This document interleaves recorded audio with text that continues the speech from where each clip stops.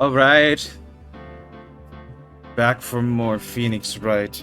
We're going for justice for all now.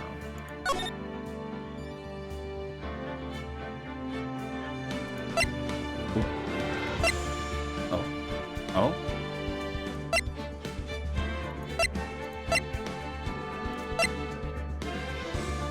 Oh, so Justice for All came out 1 year after the first game. Interesting. I don't know why I pointed it out.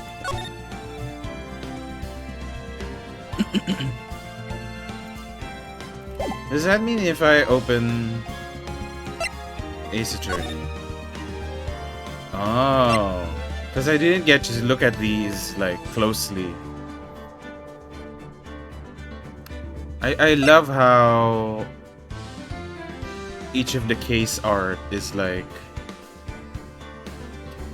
it feels very episodes of a show. Well, I think that's how they're doing it anyway, but oh, now I understand why there was the blue badger in the picture. Okay. Who knew the blue badger would be that important? Like this one looks like its own show. But even this was with all the drama and the whoever did those, very nice. I say that because look at this. It's just Phoenix. Well, it's probably gonna be the same as the first game, right? Gonna be like a sort of tutorial, I'm guessing.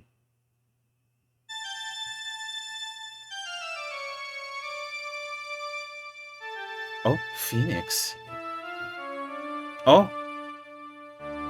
How did I get into this mess? Oh.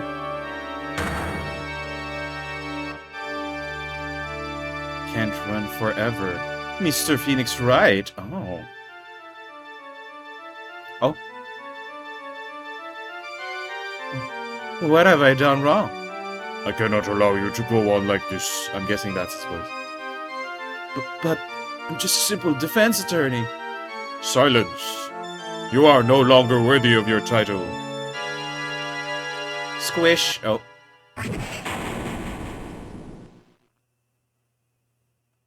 Then he wakes up.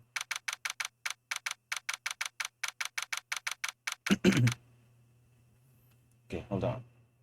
I need to adjust something.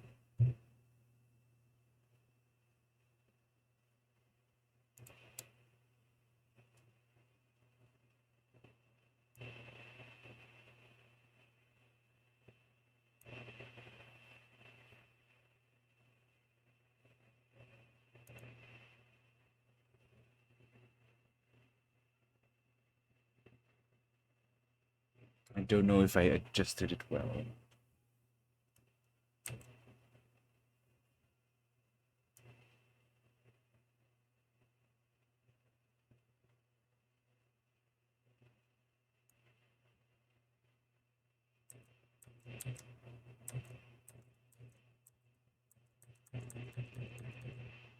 No.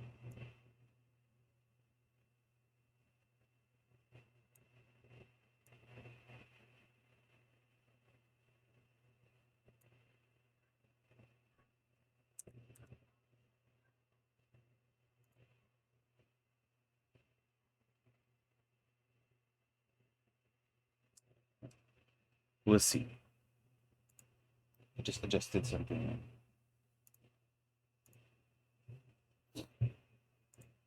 We'll see if that makes a difference. That's a huge phone. What a nightmare. And I bet it was this ringtone that caused it. Really shouldn't be dozing off right before a trial starts anyway. Huh? Looks like they hung up. Ah. Good. I finally found it.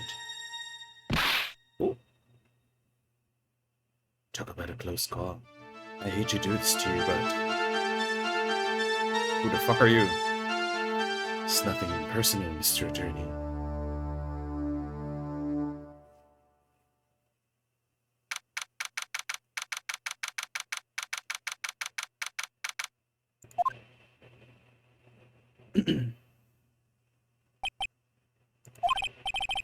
Ouch. My head is throbbing. Oh! Someone attempted to kill you, Phoenix! You should really do something about that. Found this in my pocket, but I don't remember what it means or how it got there. Oh. So it's not your phone? Dustin's autopsy report. Broken neck. Body was also covered in bruises. Found under the victim's body. Pieces of a nearsighted lenses were found nearby. Maggie Bird? My client. The only thing I can recall is that she's a policewoman. Dustin Prince. The victim and a policeman. It seems that he was dating the defendant, Maggie Bird. Why does it feel so foggy in there? Oh, the music's different. Okay, I think I fixed it. Whatever I fixed. Good morning. Good morning. What's wrong? You don't look well. People are at their best first thing in the morning. Where's that fighting spirit? Sorry, but can you please turn the cheeriness down? My head sort of hurts. Roger that. Okay.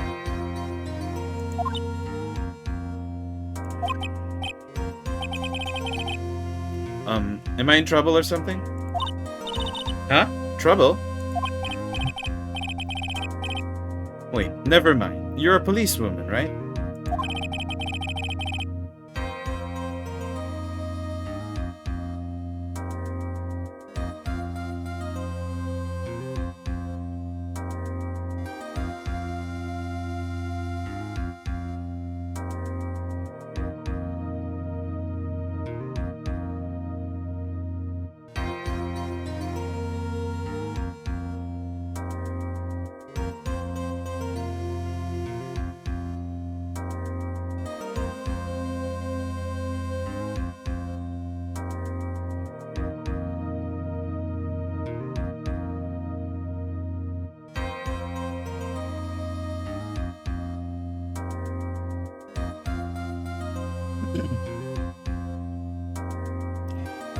I thought maybe I'd done something wrong. What are you talking about? I'm the one in trouble. What? I'm placing my life in your hands today, Mr. Phoenix Wright. Life in my hands? My huge hands? You promised me. You said you would prove that I was not guilty. Not guilty? Oh. Are you telling me Phoenix has amnesia? Are you telling me that's what's going on here? Just when I thought all hope was lost, when all the other lawyers had laughed me off. Leave it to me, you said. You, the one and only Phoenix Wright, came to save the day. And just like that, I was moved to tears, sir. I'll never forget what you were doing for me. Ever. What is this girl babbling about? Actually, I really love to watch court proceedings, and I always root for you to win. When I'm off duty, I like to come here and... What's wrong? You've been acting really strange and you keep staring at me. You're making me kind of nervous, sir. Oh, sorry. I'm afraid to ask, but here goes. So this might sound bad, but who are you? What? Mr. Wright? How can you say that? How can you do this to the fragile heart of a girl about to go on trial? You're absolutely horrible. No, I mean, I didn't mean it like that. Is this how a defense attorney treats his client, sir? I can't believe this. No, it's just... Well, I think you have the wrong person. Yes,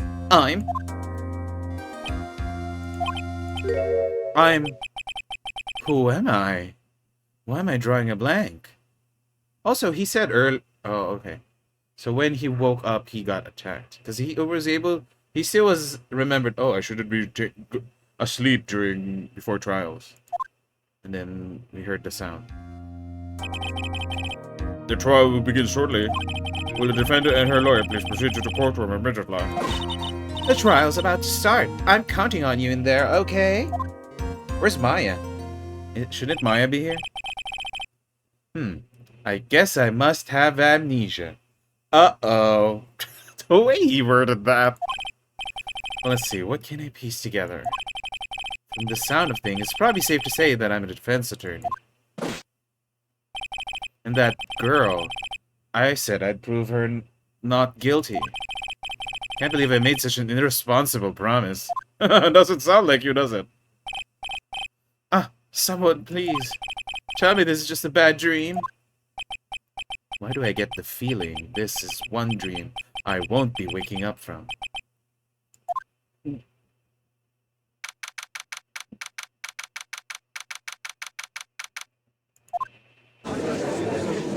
Oh, it's him again.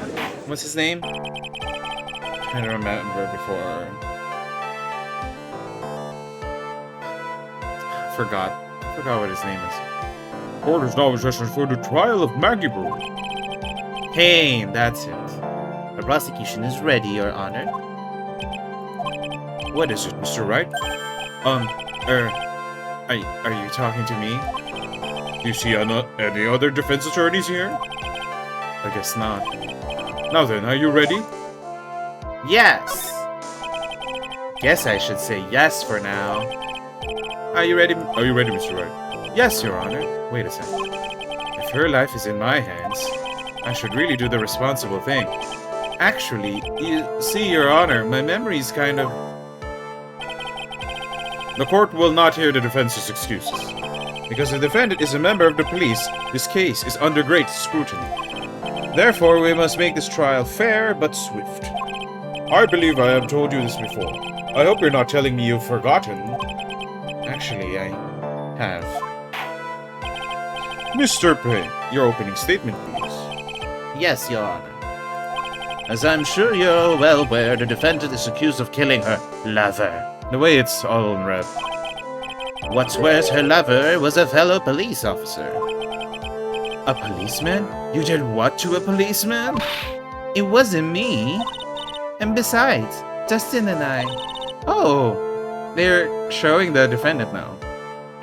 We weren't lovers like that. What does that mean?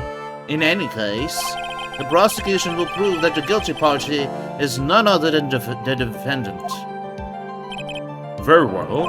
Mr. Payne, please call your first witness. It's been a while, Mr. Wright. Let's see what you've learned since last time. Why is he acting like I didn't win? I won from against you, bitch. I won't show you any mercy this time, rookie. Oh. Okay. Who are you again? The prosecution calls Detective Dick Gumshoe to the stand. Here we go. Don't let me down, Mr. Wright. Nowhere to hide. I'm so dead. Why does he look sad again? Witness, please state your name and occupation. My name is Dick Gumshoe, sir. I'm the detective in charge of homicides down at the precinct, sir. You don't look very well, detective. Well, sir, the defendant, she works under me, so, you know. You work under that detective? Yes, sir. And while I was a trainee, he was always watching out for me, sir. He's such a wonderful guy, sir. I'll never forget what he's done for me. Okay, calm down. I believe you. Detective Gumshoe, please describe for us the details of this murder.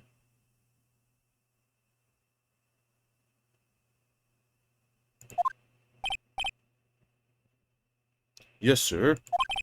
It happened at the park, near headquarters, Expose Park. The victim was one of the local cops, Dustin Prince. He was pushed down from the benches on the upper path, sir. Oh, that's wild. The landing beat his body up bad and snapped his neck. The details are listed in the report that was distributed yesterday. Yes, this autopsy report, correct? Why do I not remember getting a copy? I see everything is in order here. Even the estimated time of death is unusually well documented. Was it? Oh yeah. 6:28 p.m. Well, maybe that's because he was... Like, there were probably witnesses. That's why they know the time of death clearly. Oh, there we go.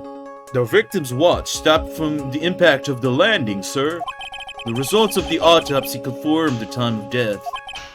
If I may, Your Honor, the prosecution would like to submit this photograph. Oh. Text box. There. High transparency.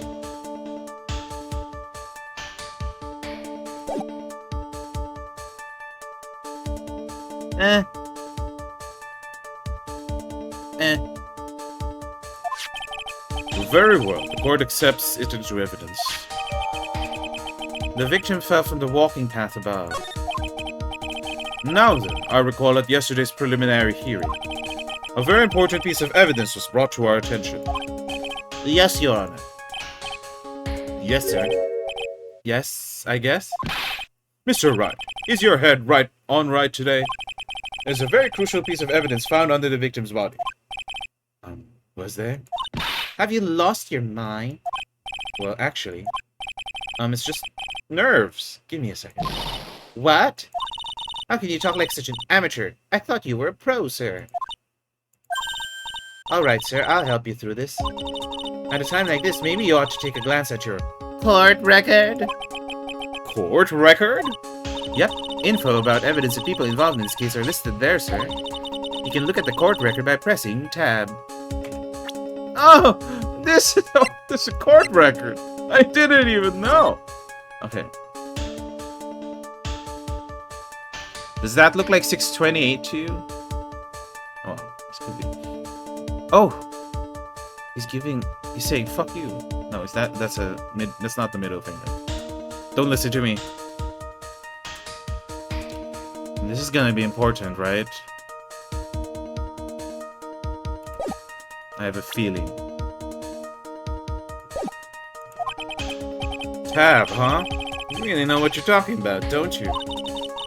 It's too bad I'm a cop, right? Just think, I could totally be on the legal aid, a legal aid instead. Mr. Wright.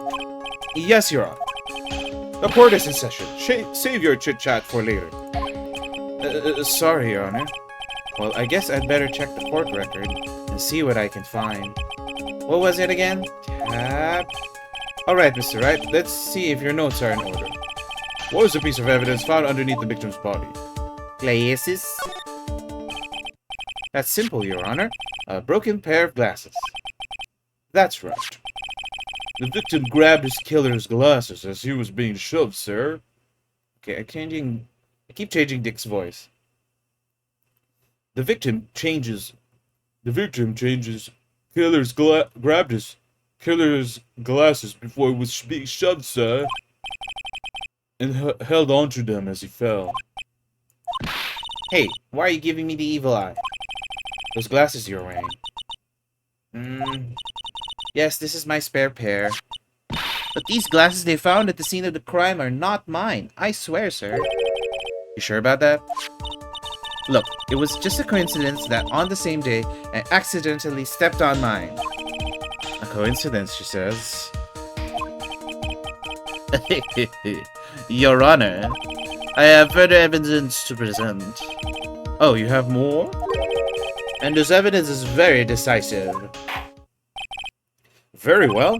Let's hear from our witness about this evidence.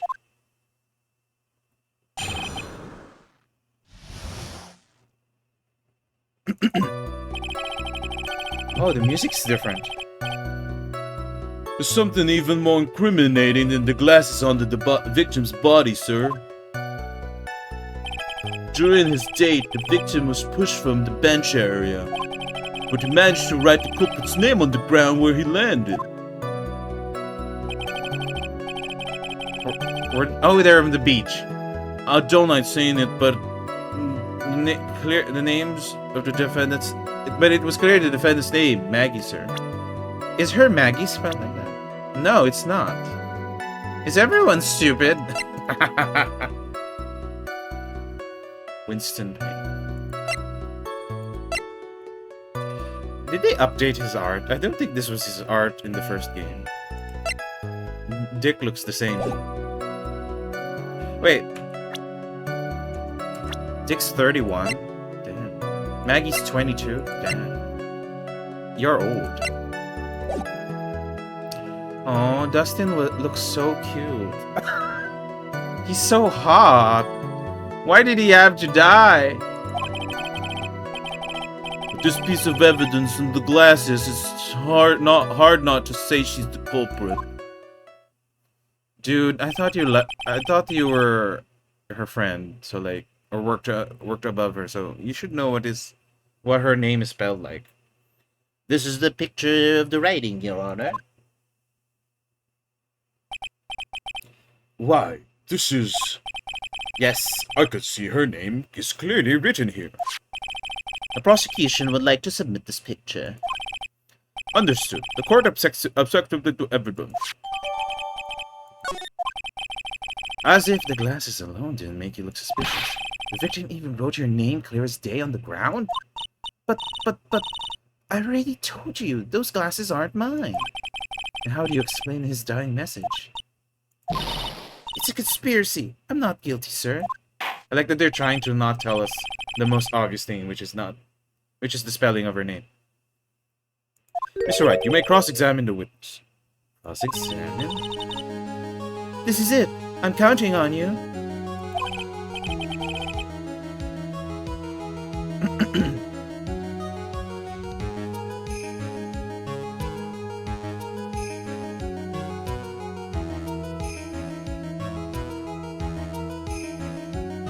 Sure, but what am I supposed to do? What? This isn't like you at all. Normally, this is the part where you get in the witnesses' faces. Get in their faces and do what? Guess there's no way around it. Okay, I'm going to lend you a hand. The prosecution and the witness all hide things from the court. Which means they lie from time to time. Lie? But isn't that detective your superior? Well, even if they don't mean to lie, sometimes people just remember things wrong. Like the detective. It does sort of look like a scatterbrain. Doesn't matter. The way Dick was also like... It doesn't matter. Either way, it's bad for us, sir. That's why when you question witnesses, you have to expose their lies.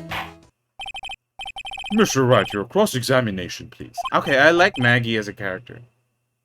She's also spunky like Maya, but like and Emma, but like in a different way. Yes, Your Honor. Talk about trial by fire. Here goes nothing. As long as I can expose the lies, it should be all right.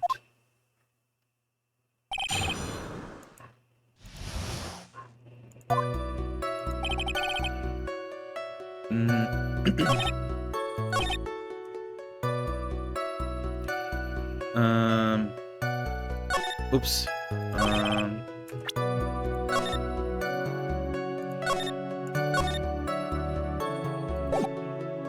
Oh, it's a different color. That's cute. I also like this as PWAA, Justice for All.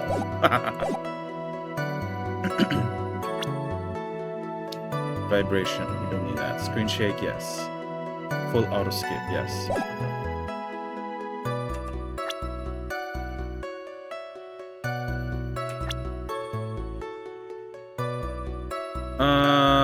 Should I press it first? The culprit's name? Yeah, I was surprised too. I didn't want to believe it, but... Was the name that of my client? It was clear the defendant's name, Maggie. Oh, I think we're supposed to press this. Oops, wrong thing. I pressed the wrong button.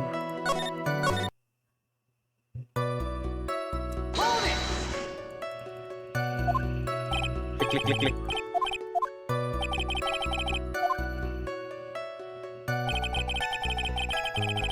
Why is it not skipping? Anyway.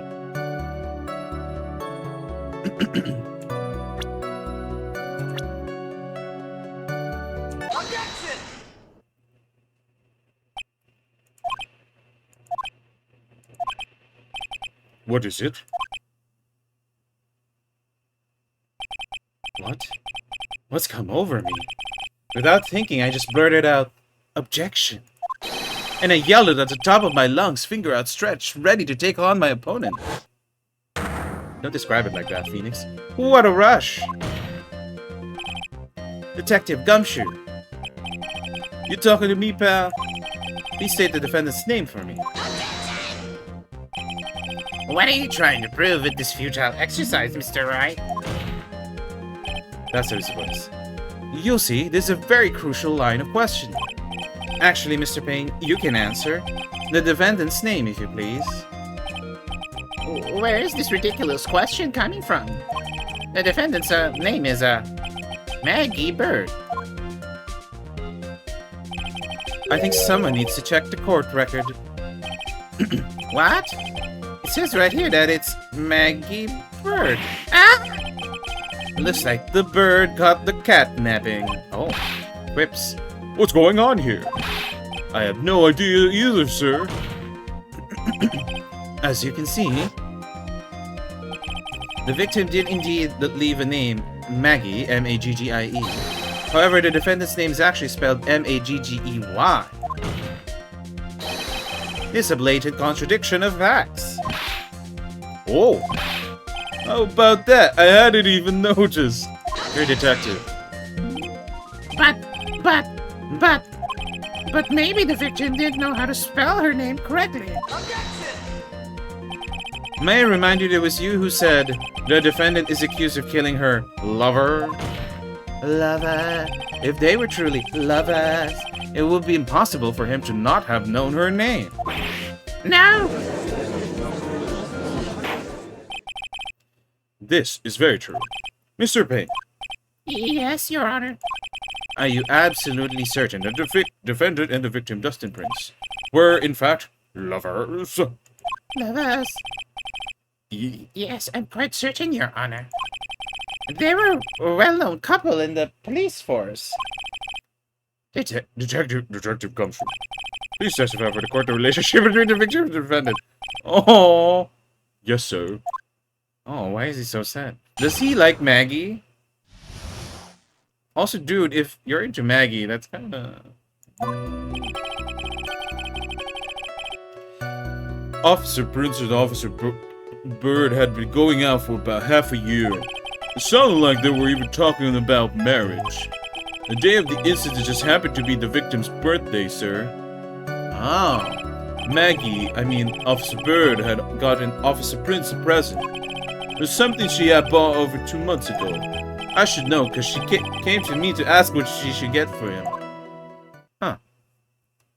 Did you kill him, Gumshoe?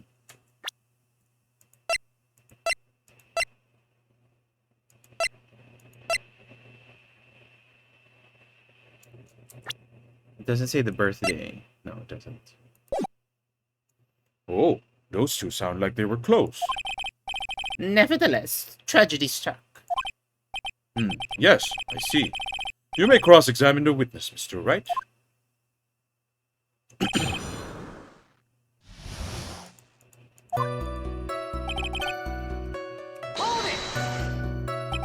How do you know about this? Every year in March, we have a training camp for us cops. Officer Bird was a rookie at the time, and she and Officer Prince seemed to hit it off. They got close, I take it? Actually, I was supposed to go too, but I could have paid her for the deposit for the trip, so I didn't. He's still not being paid well? If only I'd gone on that trip. What is it? Oh, nothing, sir, really. Anyway, okay, I think he's into Maggie. Okay, it's just kind of weird because it sounded like he helped her train, so it's kind of like if they were just co-workers, it'd be less.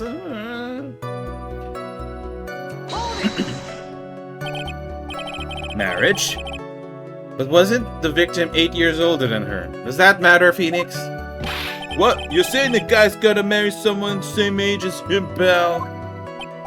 No, that's not what I meant at all. Detective Gumshoe and Justin are only a 1 year apart, you know. I think this fella has a ways to go before marriage. Mind your own business, pal.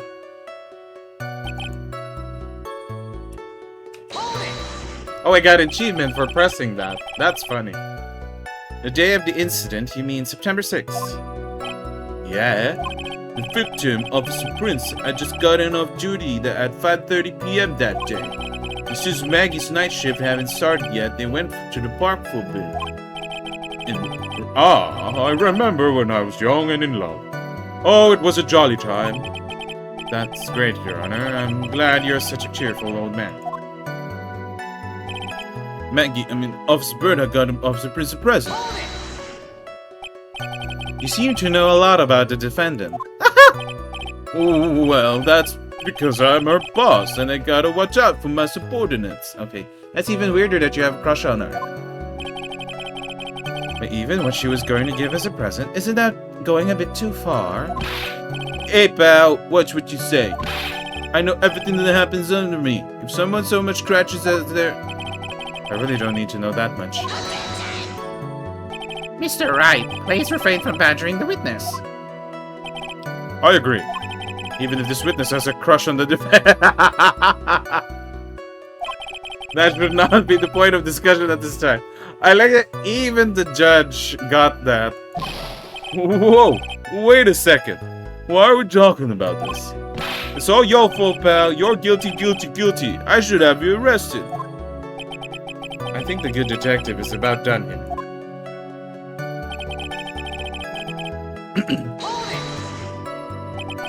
Over 2 months ago? Yup, she's a very considerate woman, pal. Okay. So, what was this birthday present?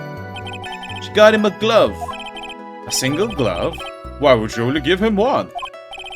Actually, Your Honor, the glove in question is a baseball glove.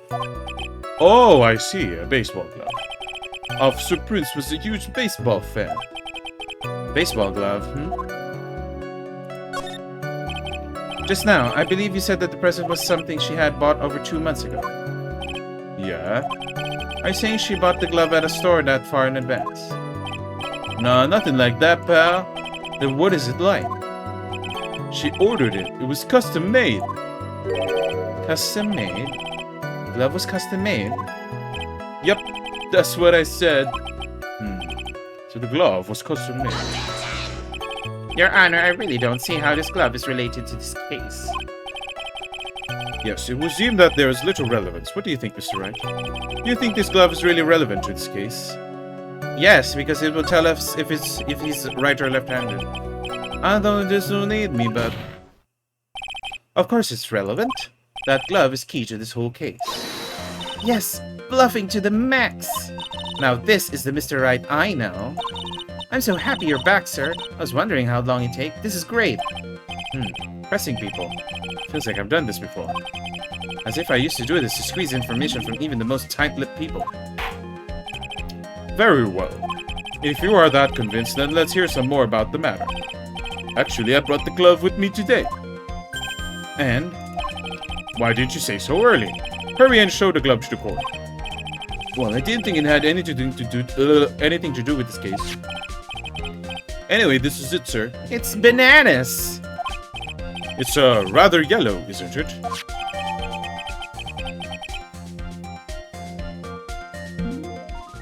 So it's the right hand. Right?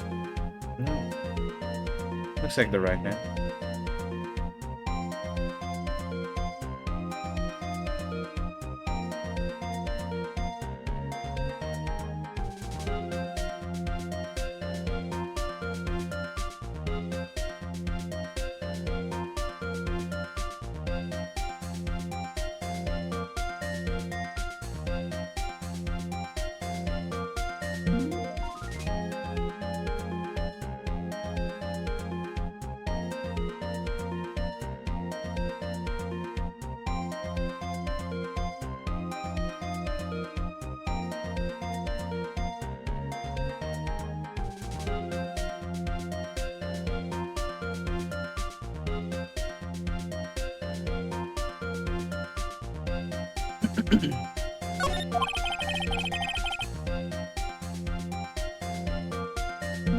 Officer Prince really liked the color yellow. And that's why I had to special order it. Yep, that's right. That and one other reason. Oh. I think this court has heard enough. It's clear that the victim and the defendant were involved in each other. Yes, that's correct, Your Honor. Now, if that is true, it brings up an important question. Was the name Maggie really written by the victim? I see your point, Your Honor. Detective Gumshoe, please tell the court a little more about the name on the ground. Yes, sir. So, shouldn't gloves? Because you're gonna throw with the hand without the glove. And whatever the hand without the glove is holding. Oh, whatever the hand without the glove is, that's your dominant hand, I'm guessing.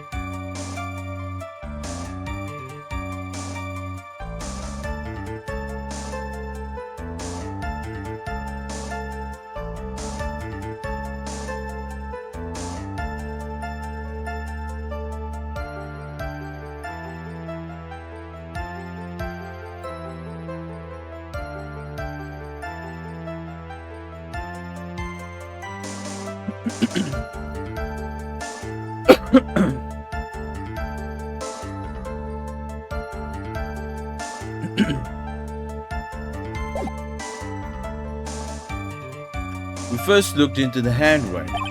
Unfortunately, we couldn't confirm that it was the victim's handwriting. Okay. Next, we checked the victim's pointer finger. We found out there was sand trapped under the victim's fingernail. There were also scratches on his skin that were caused by him writing on the ground. From this, we could confirm that the victim wrote this with his right hand. Yes, a perfectly logical conclusion. Now then, Mr. Wright, you may cross-examine him. Why are we still talking about the hand? With the writing, if we're proven that he should know her name. Or are we just piling on? Is that what's going on?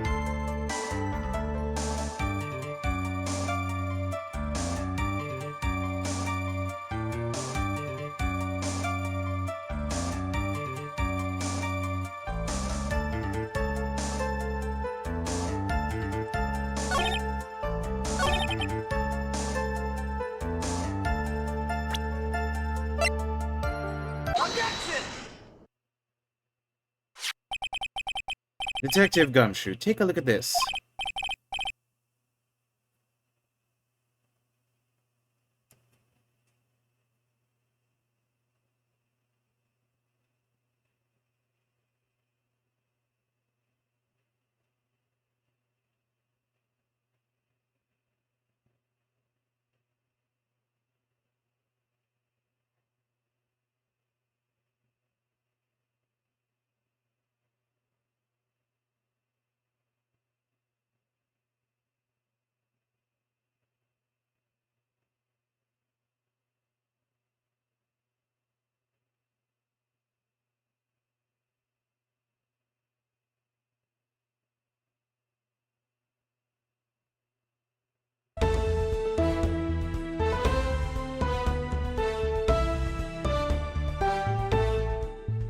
Hello?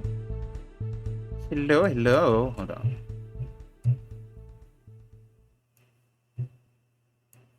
Hello, Ina. Welcome in. Hold on. Let me check you out. How was your stream? Let me introduce myself to anyone you hear. Okay, I'll take off. I'll take off the glasses. Yeah, I'm trying to jam it in there. It won't let me.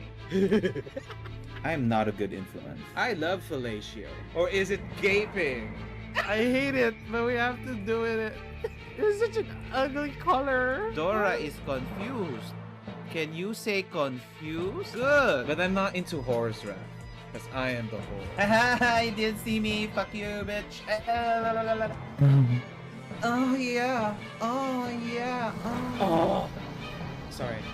I didn't mean to, It's not a sandal. That's the thing. It's a vest. I know. Harder the way I like it. If you say so, sure. I'm Batman. Oh, shit. That's so scary. So she said, you what, mate?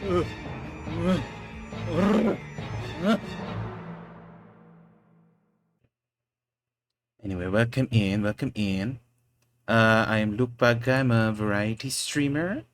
Right now, continuing my Phoenix Wright playthrough with Justice for All. I literally just started the first one, so...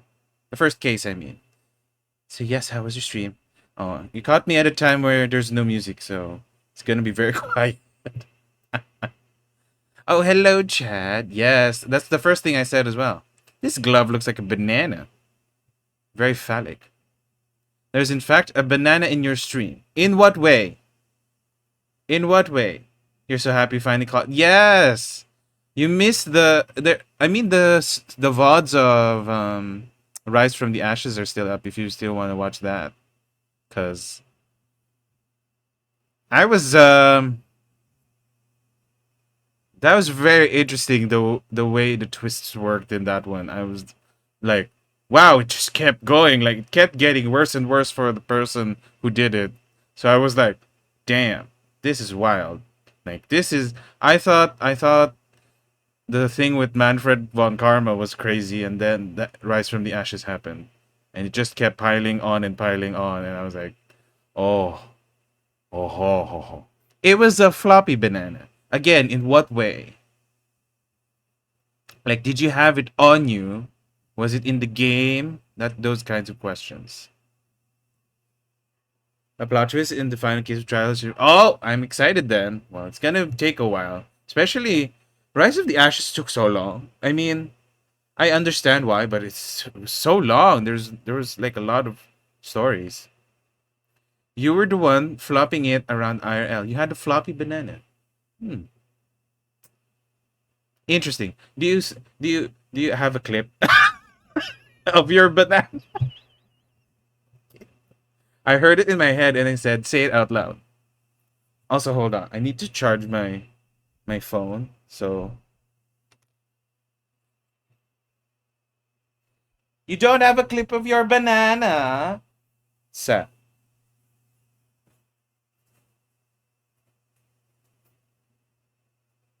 Your floppy banana.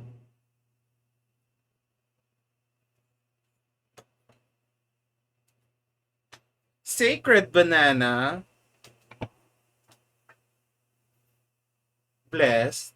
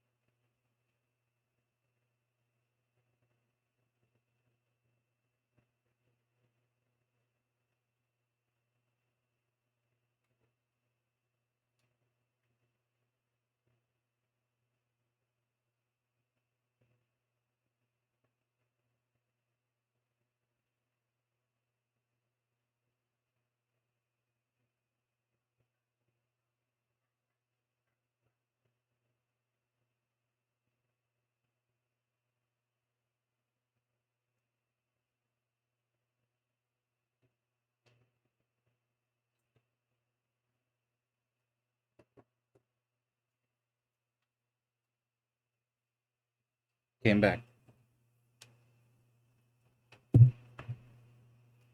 So yeah. Tell me more about the sacred banana.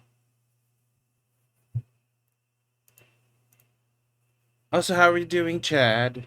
Hope you're doing well.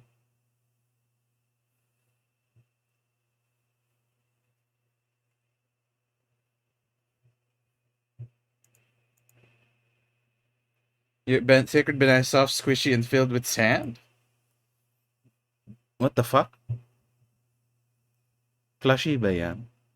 Because I'm also like, eh?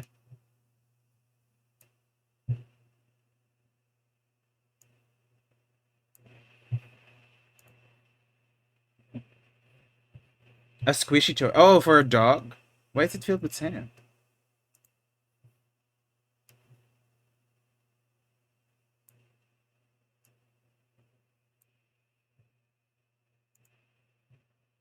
That's the glove, right? Could you tell the court what is special about this glove? What's special? Never really thought about it, but it's really yellow. That's about it. Oh, it's a stress. I like that that you said stress squishies because it's not a ball. It's a stressed banana. Yes, it's really yellow, but it's only one of its qualities. Why did he say it like that? Huh? There's another reason why it's special. And why would that be? It's very simple. This glove is made for a left-handed person. Left-handed. Why, you're absolutely right. This glove is made to be worn on the right hand. Oh, you missed me? You missed me seeing the glove and going...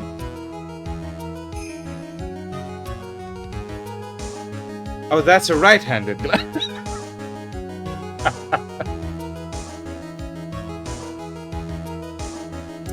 That says fingering. Trying to remember. Don't remember distinctly anything about fingering, unless there was, and I laughed at it and then didn't remember. I don't remember. But yes, the wording is very crazy. I do love whoever translated it to English, because it was probably hard to translate the jokes in English. Because you have to make it work, right? You have to make the idioms and the references work. That is why it had to be custom made. Yeah, because it's a left-handed person. I have never seen a bright yellow left-hander's glove for sale. Have you? Very specific. No. So, detective, which hand did the victim use to write the name with again? That's easy. Look, it's obvious from this picture it was... Wait a sec. Don't forget that the victim was left-handed.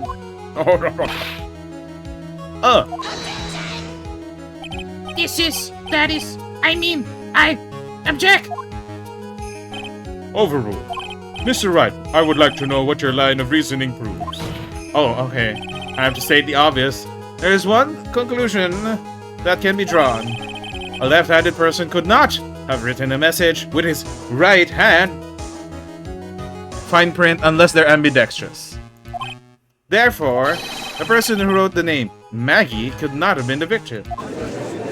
Let's not point out the fact that there are ambidextrous people out there. No, let's just glaze over that. When you think about that way, then yes. It is not possible that this name was written by the victim himself. Then that means Maggie is... No, it's not possible. Mr. Payne. Yes, Your Honor. The evidence the prosecution has presented has failed to prove the defendant's guilt. In fact, I believe you have proven her to be innocent. That's so funny. Imagine giving evidence only to prove that someone's innocent. Oh, right. You did it, Mr. Wright. I feel like I can breathe again. You know, it's very stupid, but I really like when they make fun of, like, isn't that right? You know, I mean, that's clearly why they named him Phoenix Wright, but, like, whenever they do it, I'm like, oh, shouldn't be this funny, but it's so funny. It seems that we have reached a conclusion. You did a fine job once again, Mr. Wright. Me, Your Honor? Oh, well, thank you, sir. Phoenix wrong. Maybe that was their working name. Wasn't there someone like Wall already? Forgot who that was. See, you got complimented by the judge again. You're really good. That's why you can't give up being a lawyer, sir. Are you joking? I'm more than ready to retire. I will now announce my verdict. This court finds the defendant, Maggie Bird. Ow. No, not yet. I mean, Please give me a few more minutes, Your Honor. What is the meaning of this, Mr. Payne? The prosecution is not finished yet. he should be named Mr. Wrong. Because he always is. What do you mean? We would like to call our next witness to the stand. What? And what did this witness witness? The moment the victim was pushed to his death. What's more, he saw the very face of the culprit. What the heck?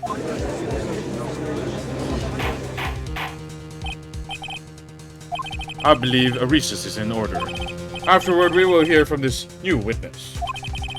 I had a feeling this was a bit too easy. It's only the tutorial level.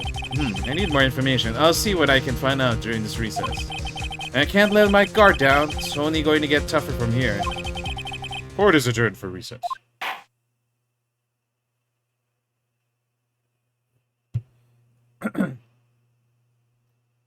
So, when they were singing Ikaw na ba si Mr. Right, were they talking about Phoenix?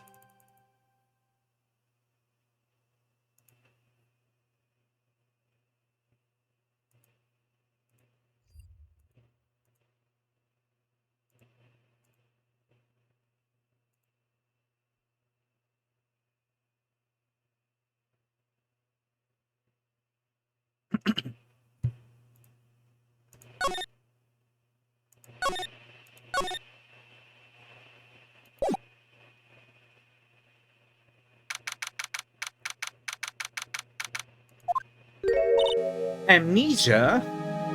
That's a game! Can't believe my lawyer's trying to defend me in such a state. Why didn't you tell me, sir? I'm sorry, I didn't mention it to you. Oh, I know what to do. I heard you can fix something like this with a really strong shock to your system. Come on, lower your head a little. A Maggie kick would be all you need. Oh, not you kicking. No, I think I'll pass on this one. Come on. I'm sorry. Whenever I see someone in trouble, I have a hard time leaving them alone. It's an animal in trouble. I tend to stick my nose where it doesn't belong to and try to tackle everyone's problems. Oh. Well, my head's one problem you won't be tackling today. Well, we're here to solve your problem first. We can deal with mine later. For now, do you think you can fill me in on a few things? Of course, I'd be honored to. Well, I guess we'll start with my name, and then I can tell you more about me. No, that's okay, really. I think I know you and your name pretty well by now. I was wondering if you could help me figure out a few things about myself. So my name is Phoenix, right? What a weird name. This is serious. You really don't remember. I'll tell you what, sir. You can have this back, and maybe it'll help. This is a business card? I got this from you. It's my most prized possession. You can borrow it for now. Please give it back, okay? Yeah, he got bonked in the head in the beginning. He was like, what the fuck am I doing here? Well, who are you? Why is this policeman... You know. Okay, there's some numbers written on the back. Oh, that's your cell phone number.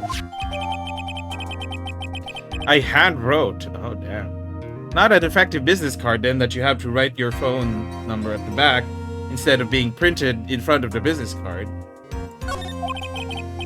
I guess for now we should stop talking about me and start talking about this case. This case? Yep. Can you think of anything that would be helpful for me to know? What can I tell you? I can't think of anything other than the incident with the cell phone, but... Cell phone? Yeah, your eyes lit up when we talked about it at the detention center, sir. Hurry up then and tell me. This might be very important. Okay, Roger. No, I'm Phoenix. I thought that was my name. It was on the day of the crime, just before 6 p.m. I picked up a lost cell phone while on a walk with Dustin. Not the blue badger again. All of a sudden, the phone began to ring. Beep. Hello? Oh, thank you. I've been searching for my phone. Is this yours? Oh, I'm glad you called. We can meet up and I can give this back. I'll be right there. I'm sorry, I didn't catch your name. You can call me Maggie. Oh, so that's how the killer got her name, but didn't know that she spelled it differently.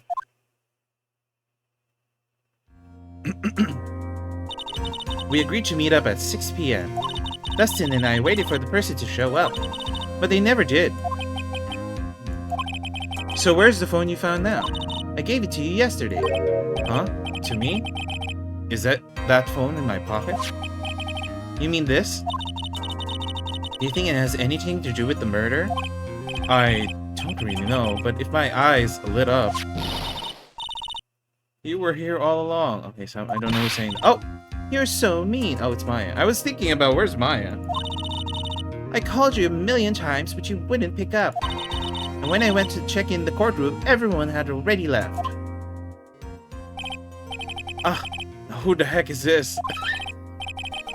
Oh, they're so nice putting heck instead of... If I were Phoenix, I'd be like, who the fuck are you? Who the fuck are you? I'm a brat when I'm bumping that. The whole sentence. Let me guess, I'm supposed to know this girl too. Hey, good morning, Maggie. And good morning to you, Maya. So, how's it going? Is there a word for worse than abysmal? Oh, and what if I said that everything will be fine? That's right, it's Maya to the rescue with the ultra-decisive super important evidence.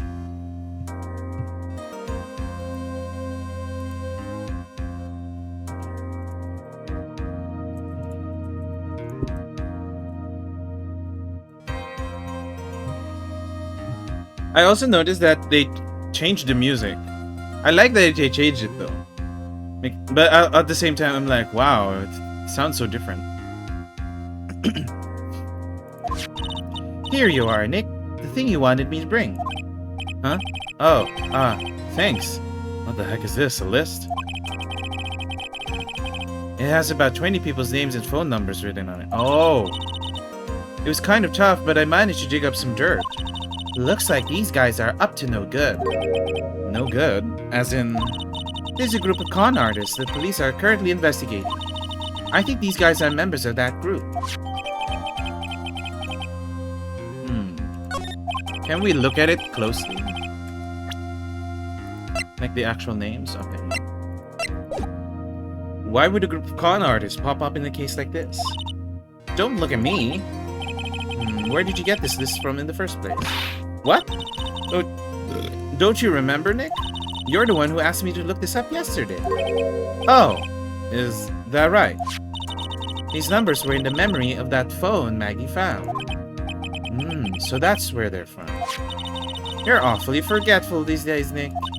I hope I never get to be as forgetful old prune like you. Maya, actually, Mr. Wright is... Mr. Wright, recess is now over. Please bring the defendant in the room on. Yeah. Oh, oops. Guess you have to get going. We can talk about you being old later, Nick. Isn't Phoenix like 30? Okay, it's not in the profiles. So, fuck you, Maya. Wish us luck. I guess I have all the pieces now, more or less. All that's left is to put it all together. I'm not going to lose this. I can't. Come on, Nick. Better get a move on. Yeah.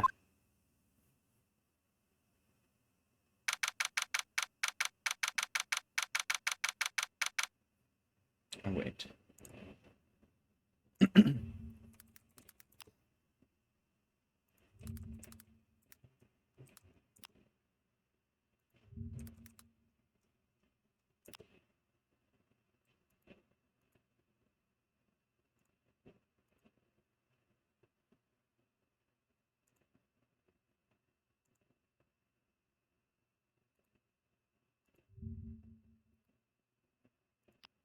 Who the fuck are you? I'm a brat. I'll be bumping down.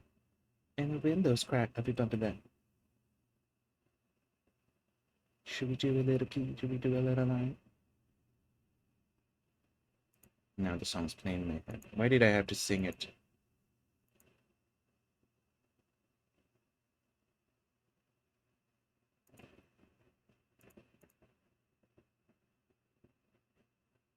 You haven't eaten yet? No worries. Go eat.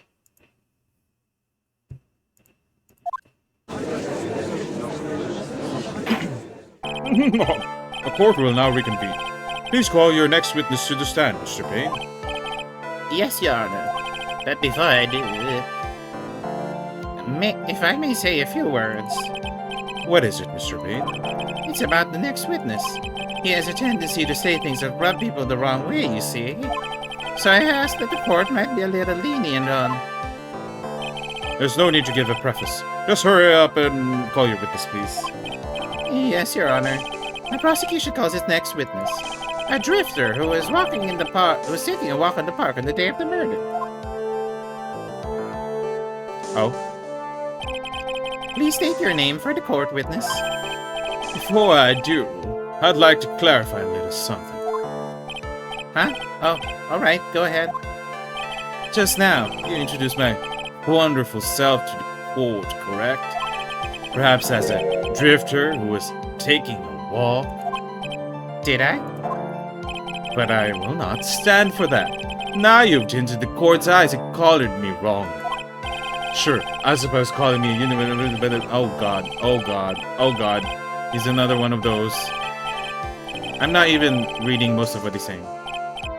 Yes, I understand. I'm very sorry. I will be more careful from now on. What is he, a human chatterbox? Ugh, I have to question him. That hair.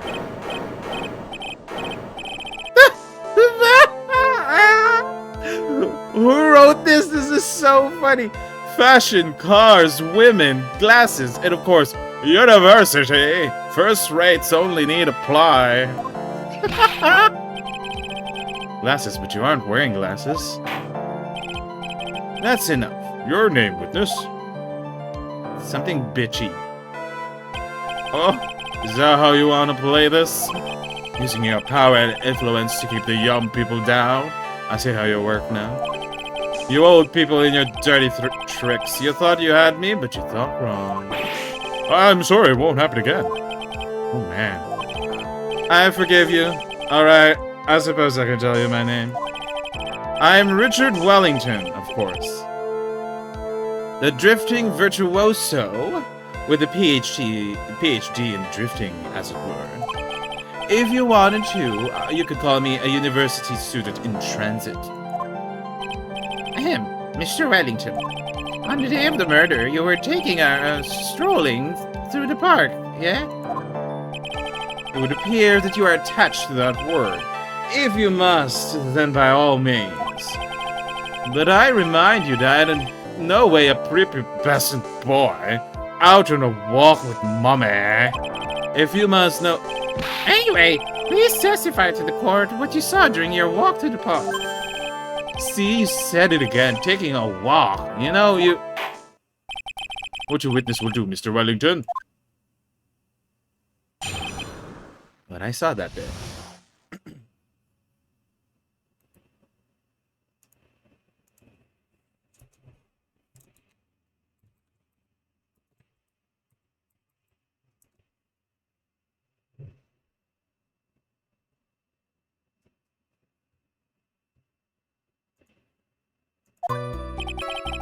I was at the park all afternoon, deep in thought and about my life situation.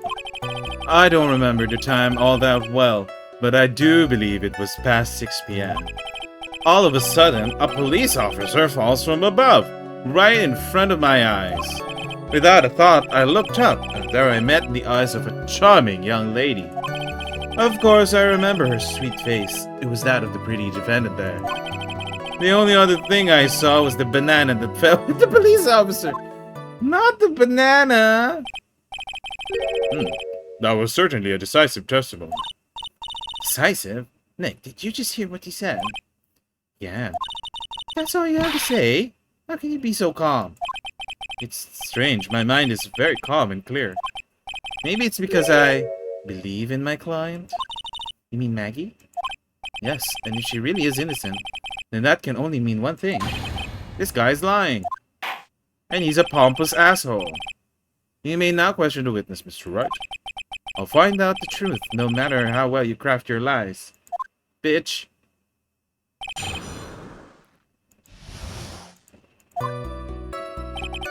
Banana.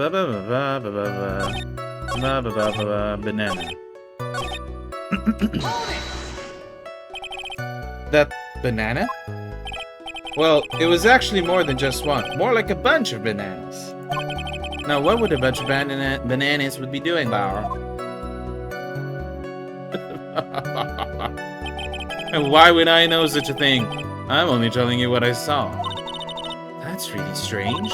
Maggie never mentioned anything about a bunch of bananas. That's it, Nick. He's got to be lying about the bananas. It could be, but there's no reason for him to lie about there being bananas at the crime scene. And what if it's not a lie? Well, maybe he thought he was seeing one thing and was seeing something else. If he mistook something else for a bunch of bananas, that would be an inaccuracy. Think, Phoenix, think. If my client is innocent, there's no way he could have seen what he says he did. Which means if we can somehow show he's lying, yeah, that's exactly what we need to do. She's right. She's got a sharp mind, but I just wish I could remember who she is. Is everything okay, Nick?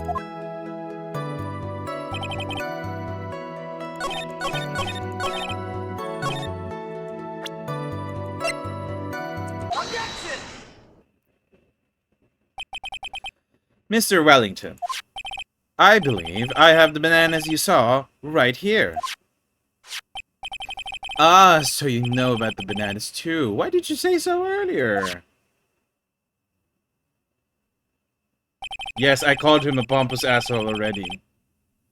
But don't think you can use this as a way to pull more information out of me. And that's where you'd be wrong. If my name isn't Mr. Wright!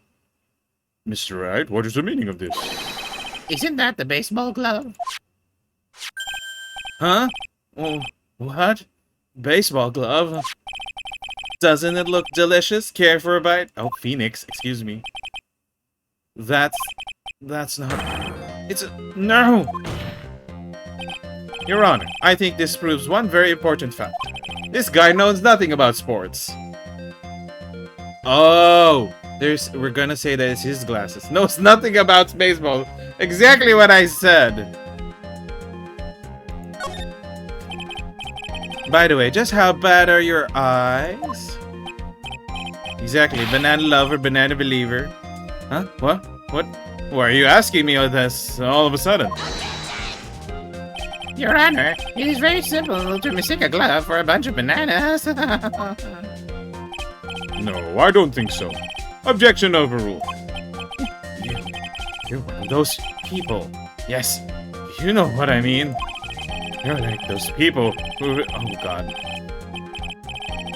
Can you just shut up? Someone say something! And this is why I asked you how bad your eyesight is.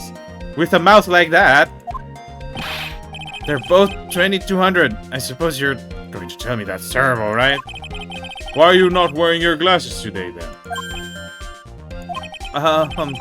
That's because I lost them recently. You see, of course, I was planning on getting a new pair made right away. But you know, my glasses are no ordinary glasses, so to replace them... How about when you witnessed the crime? Were you wearing your glasses then? How about it, witness?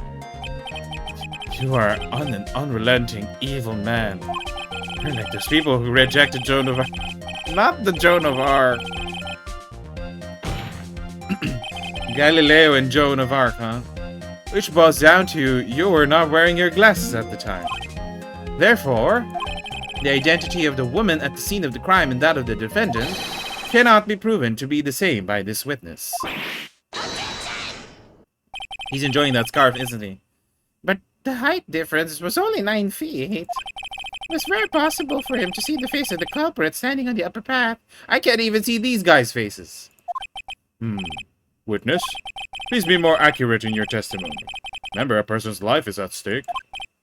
Yes, Your Honor. Now then, please continue with your testimony. Please tell the court what happened next in the moments after you witnessed the crime.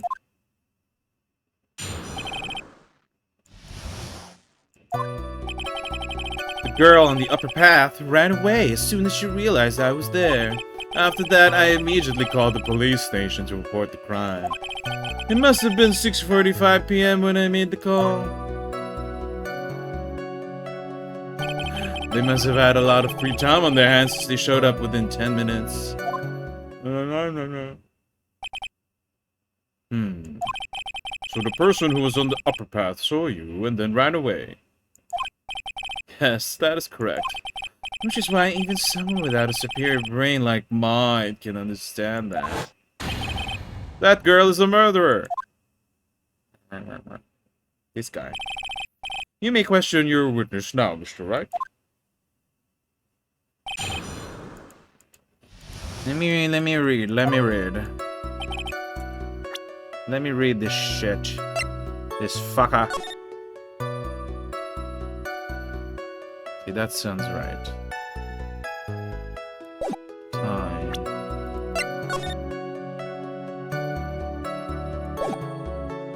I don't like how his eyes are open.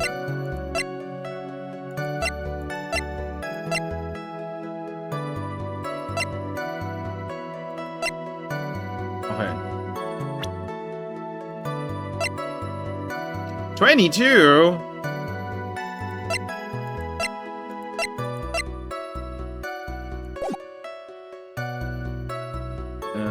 The girl on the upper path ran away as soon as she realized I was there. Oh, I've already played Danganronpa 1. Though I think I started 2, but I didn't finish it. So I might finish it one day when I feel like going back. And I haven't bought 3 yet.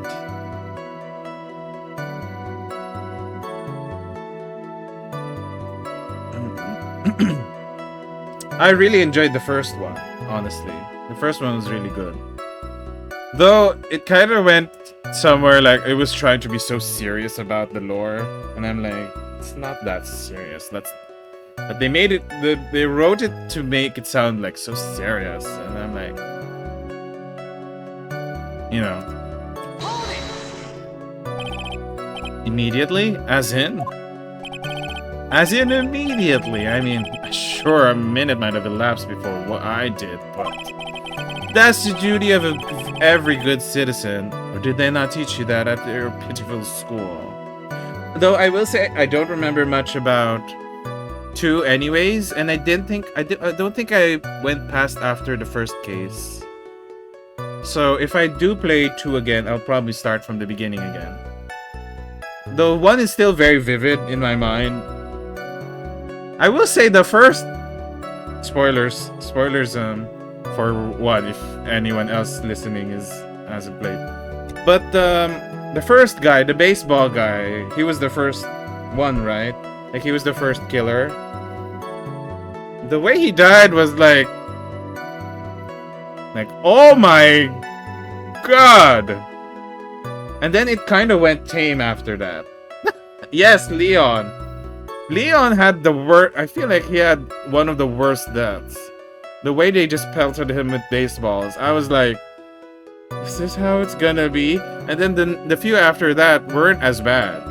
Like, who's the goth girl? Celestia. I'm thinking Celestia, but it's not Celestia. The one that's all Lolita and shit. The one that's like a witch, right? They like burned her in on the stake, and I was like, that's also bad. Oh, it is Celestia. Okay, Mondo. Yes, Mondo Butter is also very bad. And then I forgot who's the jacked lady. Who's the jacked girl? When she died, honestly, I was so sad. I was like, oh, why did they kill Sakura? Like, of all the people, why her? Bitch! I was like very adamant to find out who killed her.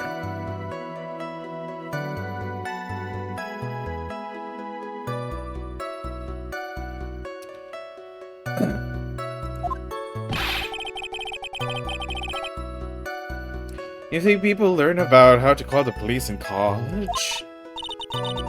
True. Ultimate computer and oh, that's the isn't that the trans girl? Isn't she the one?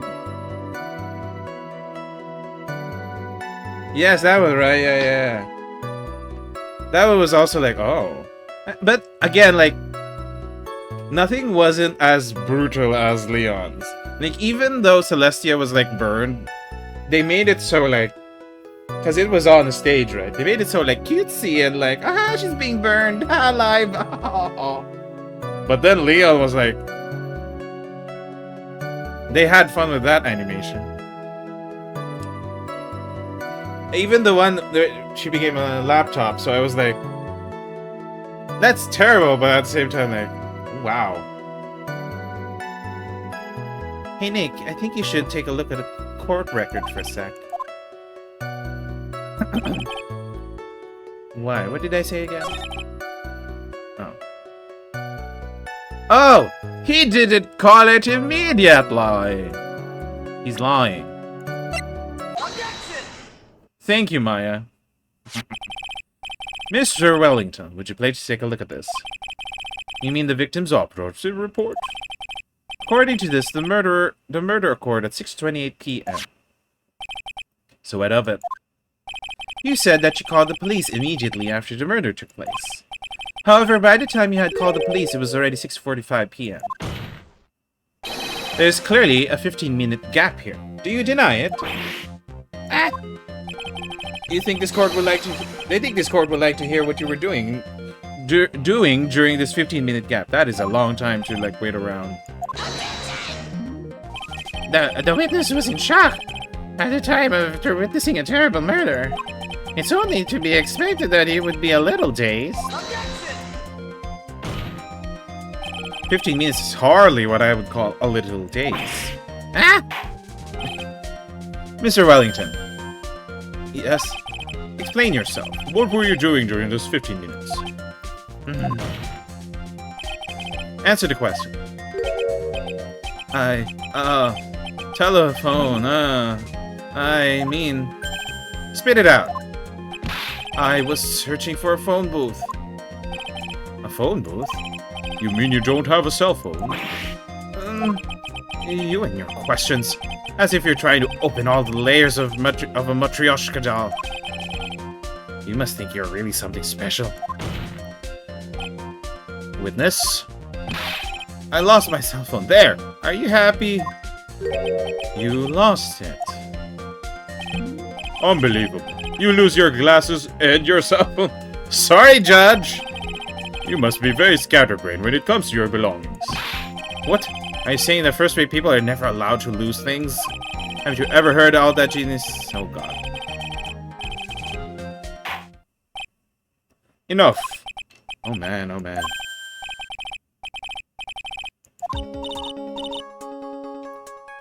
Nick, that cell phone. Could it be... You mean this phone Maggie found? There's no way. Boy, I didn't see this coming. What should I do now? Push it farther. Mr. Wellington, where is your cell phone right now? What are you getting all excited about? You seem to be a little confused. I found my phone, I'll have you know. See? Here is it.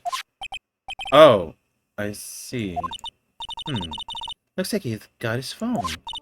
And I thought that just maybe this was his. Call it, call it. Well then, I theoretically clear this issue up. At the time of the murder, the witness did not have his cell phone because he had lost it. Therefore, the delay in this call was caused by his search for a phone booth. Well, that's the gist of it. I guess you could put it that way and leave it at that. Do you have any further questions, Mr. Wright? Your Honor, the witness's testimony does not make any sense. I don't believe that there is ever need for a witness to search for a phone. How dare you? You can't just make outrageous claims like that. You don't have some sort of proof, don't you? Well, yeah, of course. This evidence should be good enough, I think. Alright, let's have this proof then. Please present proof that the witness had no need to search for a public phone booth.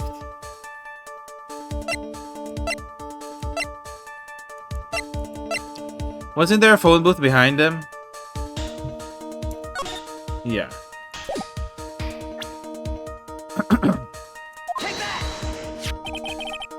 It's quite simple, actually. Please take a look at this. At the crime scene photo? Is there a problem with it? Oh, there's nothing wrong with the picture. But if you don't understand my logic after looking at it, something is wrong with you, bitches. No. It's a phone booth. That is correct. All the defendant had to do was walk 3 steps.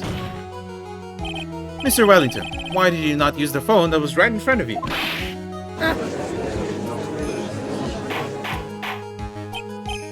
Order, order. Witness is reporting of a crime a little late proof for the defense. The witness can't explain what he was doing for those 15 minutes.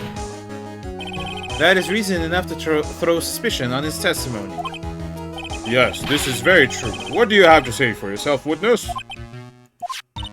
Then I bet this phone really is his, Nick. He must have killed Dustin to get his phone back. But Maggie said that she was going to return it to him. So there is no reason for him to kill for it. And on top of that, we still have the phone she found anyway. But if he wasn't looking for his cell phone, maybe he was looking for something else. Was he? Mr. Wright, Yes, Your Honor. Do you have any thoughts you would like to share with the court? Can you offer an explanation as to what the witness was doing during those 15 minutes? Do I know? I actually don't know.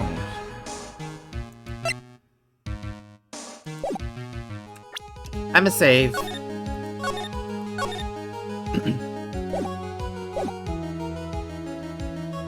No.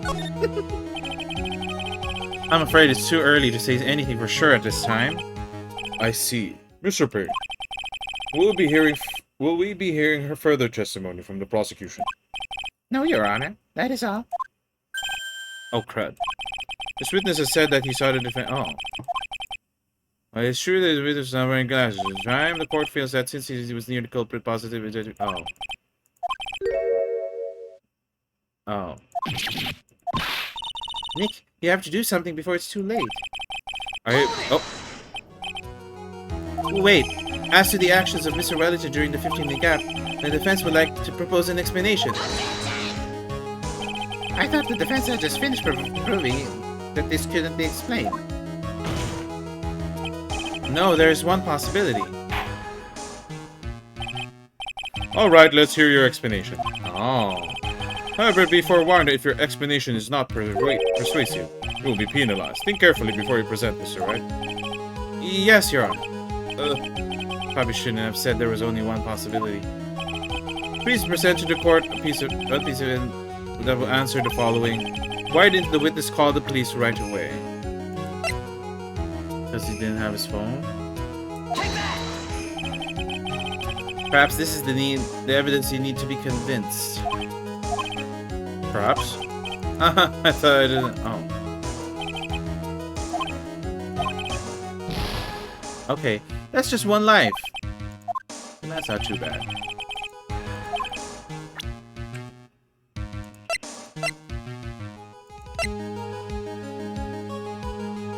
Oh! He was looking for his glasses.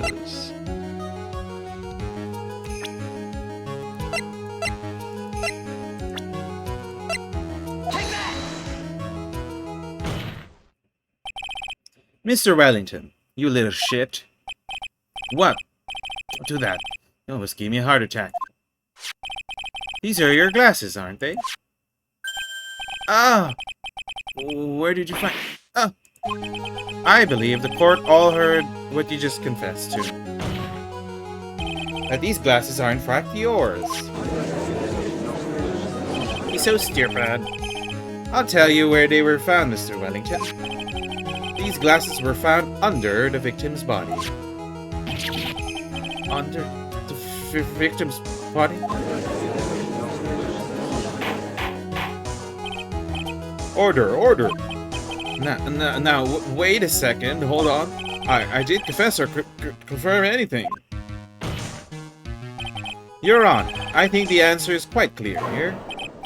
As he fell, dust imprints grabbed the culprit's glasses. The culprit knew he had to find his glasses and searched frantically for them.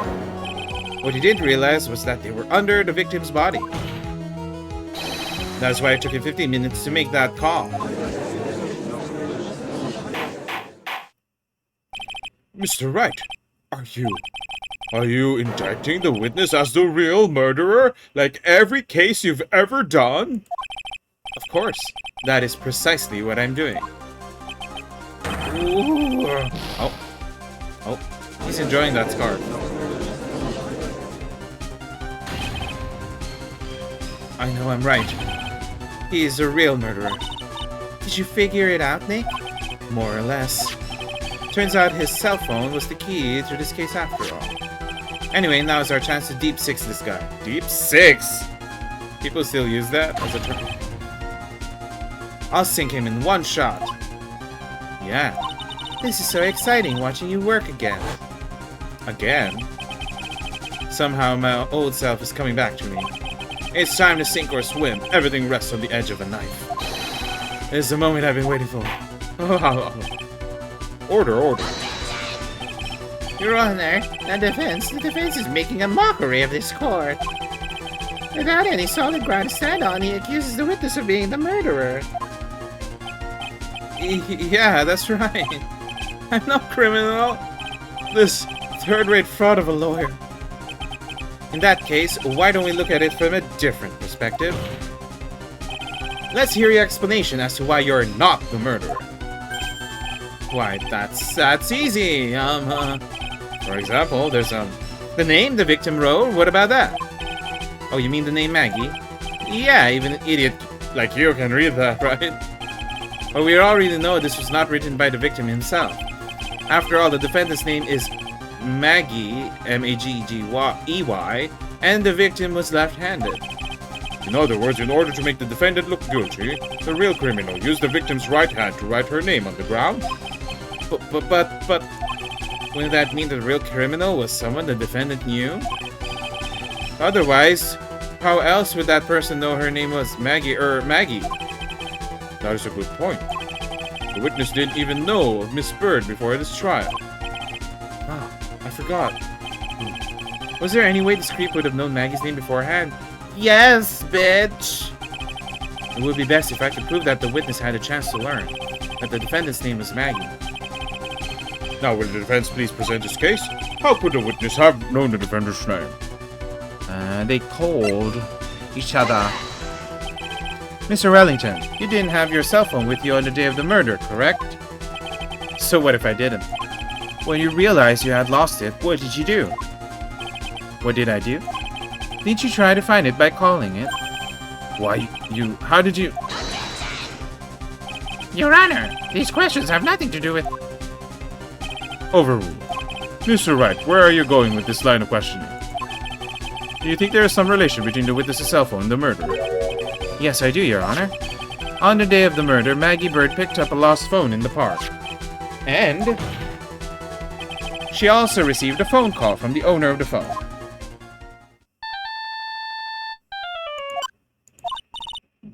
Okay, flashback, blah blah blah. That was when you learned that her name was Maggie. But you made one fatal mistake. Fatal mistake? My client's name is M-A-G-G-E-Y, but the name that was written on the ground was M-A-G-G-I-E. This is a mistake that only would occur if all you knew was how her name sounded.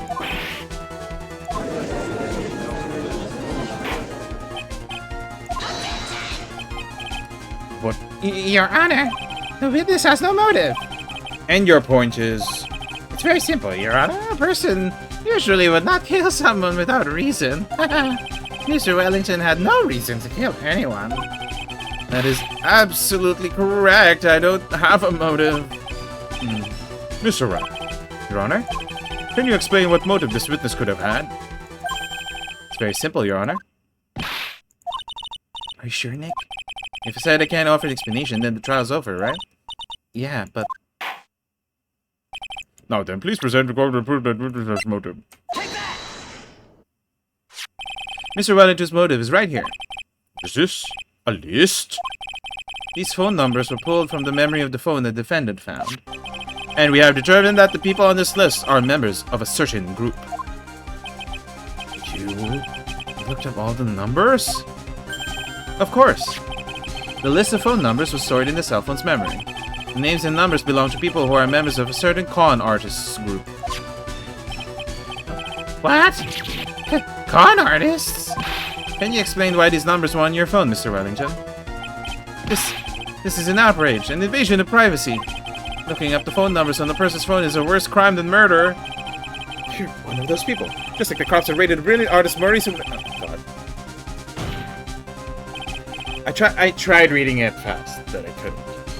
I don't care, Mr. Wellington. All I want is for you to tell us what this list is about. You think any of you know what it's like to be such a refined man such as me? Okay, refined. Your Honor, this is a justified badgering of the witness. Objection overruled. Mr. Wright, what is the meaning of this? Why would a witness have the numbers of a group of con artists on his phone? Isn't that obvious? The witness is... a member. Mr. Wellington is a member of this very group. No. All of your friends' phone numbers are stored right here on this phone. If anyone were to look into the phone numbers, it would be all over for you. That is why you had to kill. Yeah. No, this is too much.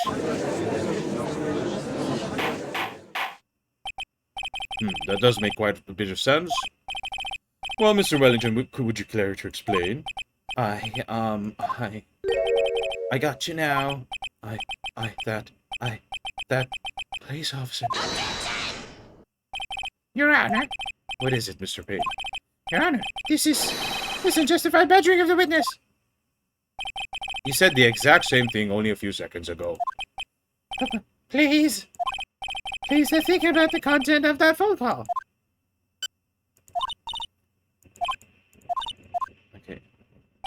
The defendant had already promised that she would return the phone. After that, all Mr. Wellington had to do was meet Miss Bird to get his phone back. Why then would he need to kill anyone?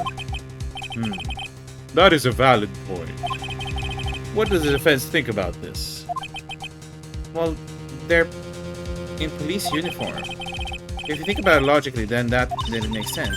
Then maybe we should be thinking outside the box. Yeah, if you think like that, let's see. Maybe that slime ball saw something at the crime scene that made him commit murder. Because he saw Dustin, a policeman. Your thoughts, Mr. Wright? Well, I don't think Mr. Wellington went up to pick his phone in a very friendly manner. But he was promised his phone. Why would he have been so unfriendly to the defendant? I think he must have seen something that didn't agree with him when he got there. Well, then, what was this something that didn't agree with the witness? Can we show... Yes. The witness saw this. Mr. Wellington? Is he correct? By the expression on his face, I would say that wasn't it. Oh. It's not that?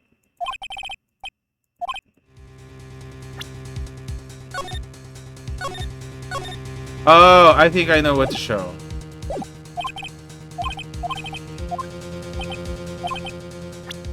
I need to show Dustin. What Mr. Relling saw was the victim. The victim? You mean Dustin Prince? Dustin Prince had gone on his date right after his shift was over. With no time to change, he went to the park still wearing his police uniform. Oh.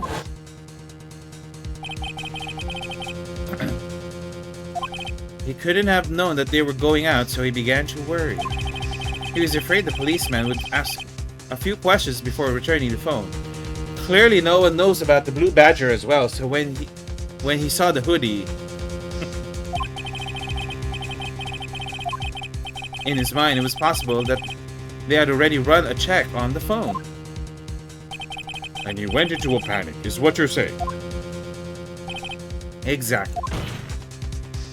Officer Prince was murdered simply because he was in uniform. Mr. Payne, do you have any comments? I'm thinking. It seems the truth has come out at last. The witness, Mr. Wellington, you are... Oh, what was that face? Oh. Not bad for a person with a third-rate education. What's that supposed to mean? Evidence. Not the Angelina Jolie. I thought he looked like a pufferfish. I've been waving. Or you know that trend where they put their lips on like a suction thing so that they become bigger. All I've been waving around and talking about is this suspicious cell phone. Suspicious phone number this, suspicious call group that. They're all on that phone. Kylie Jenner lip trend, that one. But who's to say that phone is really mine? Where's your proof? Your evidence. You want proof that this phone is yours? I already told you earlier. Phone I lost, I've already found it. You don't even have the slightest idea who the phone in your hand belongs to. You can be sure it isn't mine, you simpleton. What? It feels good to see you squirm. Oh, we do seem to have a problem on our hands with this phone. Whose phone is it? Without knowing that, it's meaningless as evidence. Your Honor, this is bad. Can't let him turn the tables on me like this. This cell phone. There has to be something I've overlooked. There's got to be. Maybe.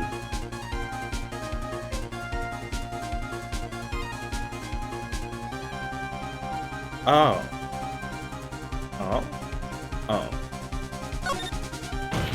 I didn't expect those to be the choices. This phone has the names and numbers of those in the con group in its memory. I can show them to you, Your Honor.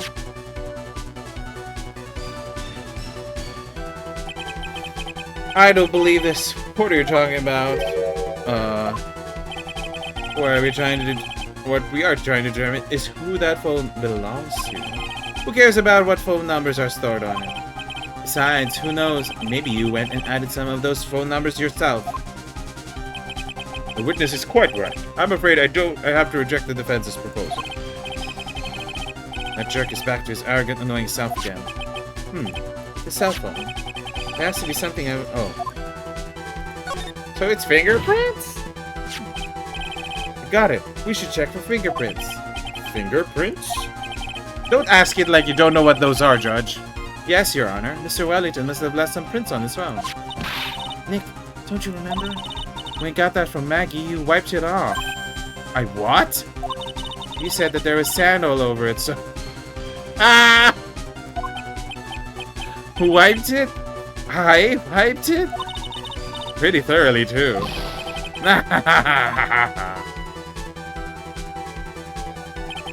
It's oh so much fun watching third-rate trash babble like morons amongst themselves. Oh, just made a complete recovery. How many times do I have to say this? My phone is right here, you see.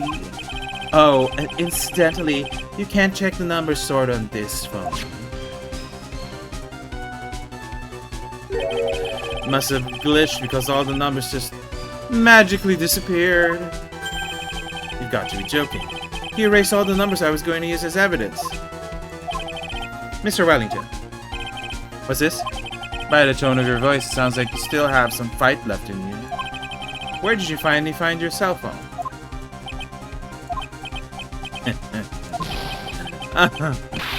Oh, you're too much. And of course you have no idea what I'm talking about. Oh. Oh my god. Now I remember. Oh.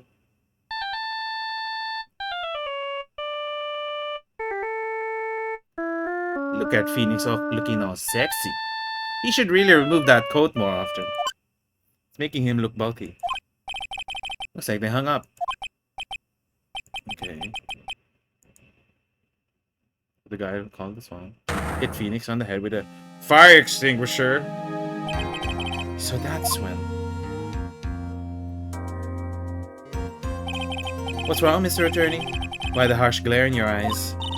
Nick, we've worked so hard to get this far, but if you don't do something quick, he's going to get off scot-free. I know this phone has to be his. But how am I supposed to prove something like that? Mr. Wright, if you cannot prove who the owner of that cell phone is, your indictment has no basis, and therefore no power. Looks like you came up with a penny short. Where did I go wrong? Where did I... Don't blame yourself. You're merely a third-rate lawyer. You only made one big mistake. Who are you? What are you? That's something you haven't figured out for yourself yet. This cunt. Who I am? I have no memory. The court hereby concludes the cross-examination. If that would be all, I'll have you bid you, gentlemen and ladies, goodbye. I have a reservation at an ultra-fancy restaurant on the upper side of town. Thank you for your assistance. You've had a stressful day, so please, bon appetit. This bitch. What am I supposed to do? Am I supposed to let it go like that? I'm taking. Hold it! Please wait, Your Honor. All right, Nick. I think I may be able to prove it. Prove it? Prove what, Mr. Wright? Everything. Your Honor, the cross-examination has already ended. Besides, the defense is just going to badger the witness with more insane questions.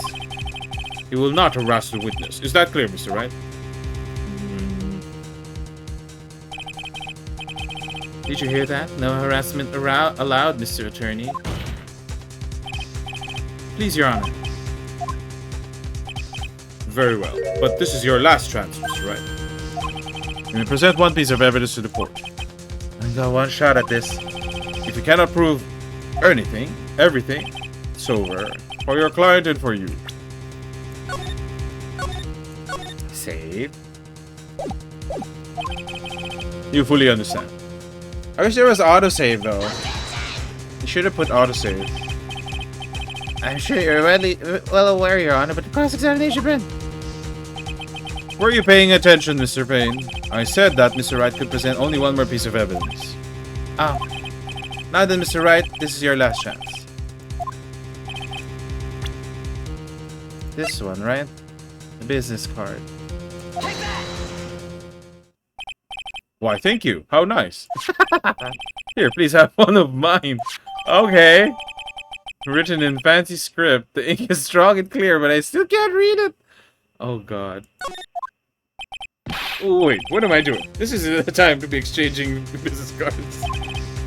Your Honor, there is something very important about that card, and that is...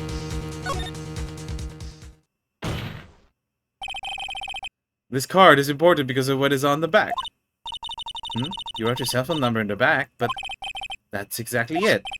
Can you please call this number from your cell phone? Huh? Right now? The court is still in session. Maya! It's okay, you'll see. Okay, if you say so. Is the defense preparing something, Mr. Wright? We're going to call my cell phone now. And then the court will see everything for what it is. All the idiotic stupid things to... Oh, that's his ringtone? What? Why is my phone? What is a stupid sounding ringtone? Mr. Wellington. How strange. I could almost swear that you're holding my phone. You're... Ah, no. By the way, before I forget, thank you very much for the lump on my head this morning. Oh, that doesn't sound... The wording there, Phoenix. I don't think I need to explain any further, except to say... When you want to retrieve your cell phone, you mistakenly took the wrong one.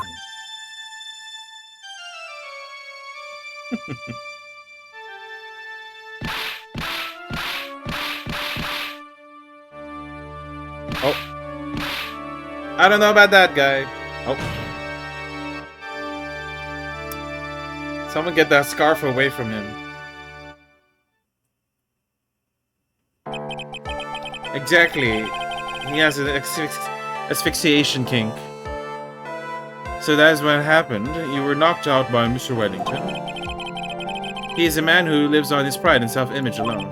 And in order to hide his involvement with the con artist group, he has become paranoid and lost all ability to make rational judgments. Oh, wait, that was very, like, judging of character by Phoenix. Damn.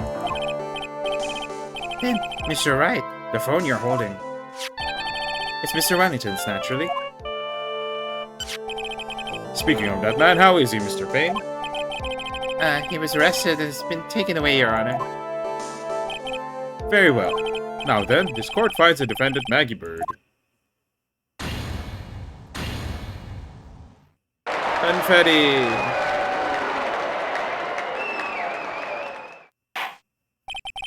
That is all, the court is adjourned.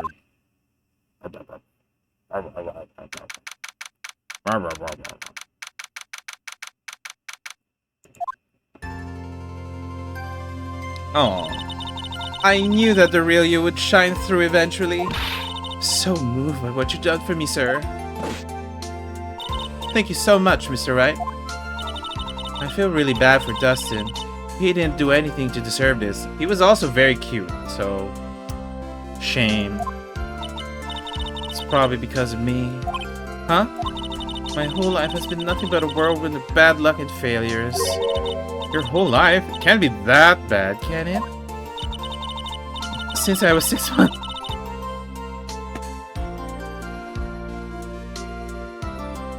You shouldn't have said that, Maya. Since I was 6 months old, when I fell from the 9th floor of my apartment building, I've been hit by all sorts of vehicles, gotten sick from all sorts of foods, failed at almost every test I've ever taken, experienced almost every kind of disaster, and never won or even tied a game of tic-tac-toe.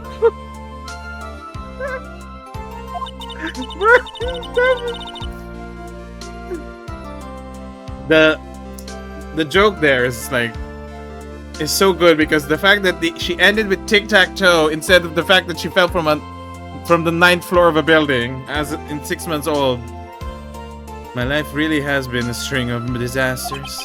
That is pretty bad. Up until I went to college, I was known as the goddess of misfortune. And then at the academy, everyone called me Lady Luckless. Lady Luckless? What's worse is that my misfortune always seemed to latch onto those around me. What do you mean? When I see someone in trouble, I always try to help. Ah, that's right. You were talking about this earlier. Happened again recently too, sir. There's an old lady pacing back and forth at the pedestrian crosswalk.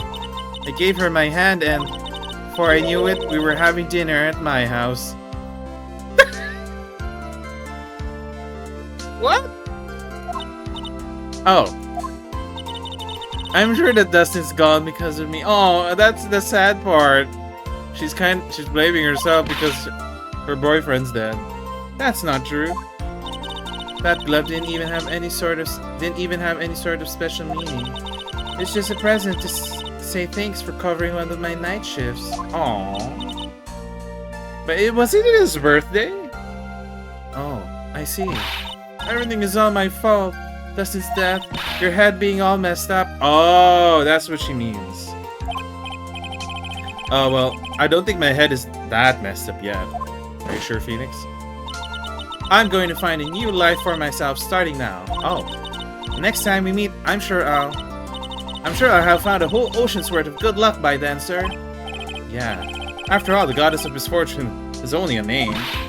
You bet. I'm gonna make it. I promise.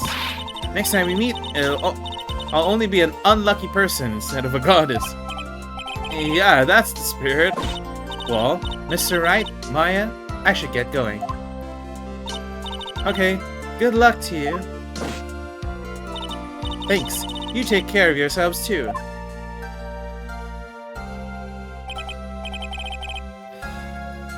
What a horrible day. I've gotten my memory back, but things are still a little fuzzy. But you're okay, that's what counts. You really had me worried.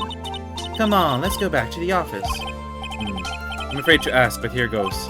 So this might sound bad, but who are you? What? I thought you said you got your memory back. Guess not everything. At that moment, everything really did come back to me.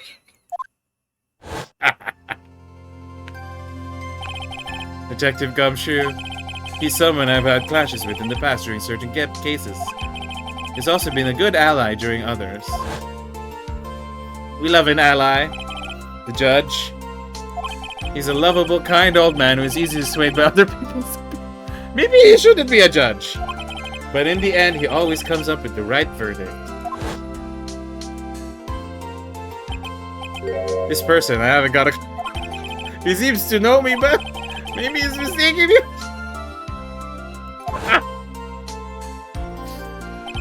And this girl, Maya? You finally remembered. This is Maya Fey, my assistant. That's right, I have so many unforgettable memories about her. For example, Earth to Nick, what's wrong? You keep staring at me. Don't tell me you've missed me. Well, yeah, I suppose I have. I feel like I haven't seen you in ages.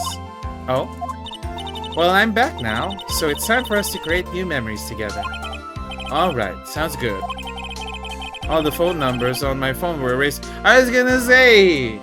That bitch deleted everything on his phone. I guess I have to start over from the very beginning.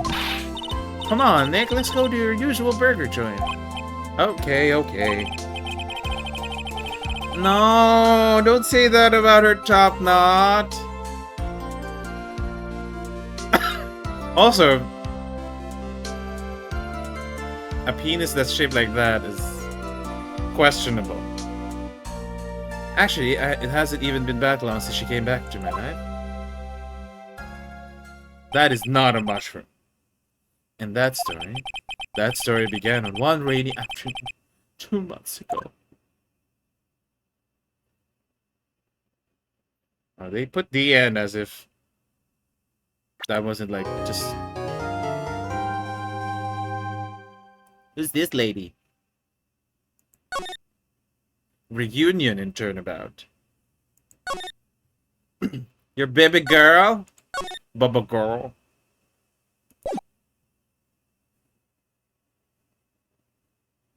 That was no accident. Oh. I was drugged with sleeping pills. I was murdered by that person. I'm on TV!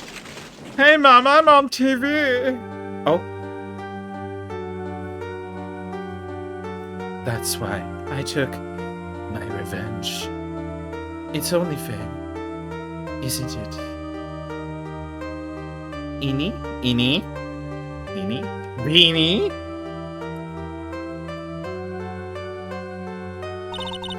I finally get to see you again, and it's not your fault.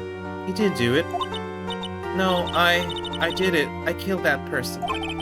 But that wasn't you. Doesn't matter. Might as well have been me.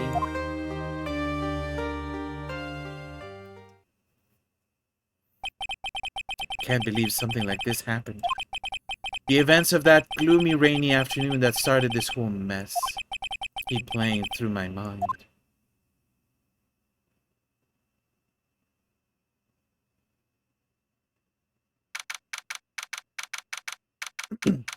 So this is 2 months before the Maggie Bird case. Okay. Timeline.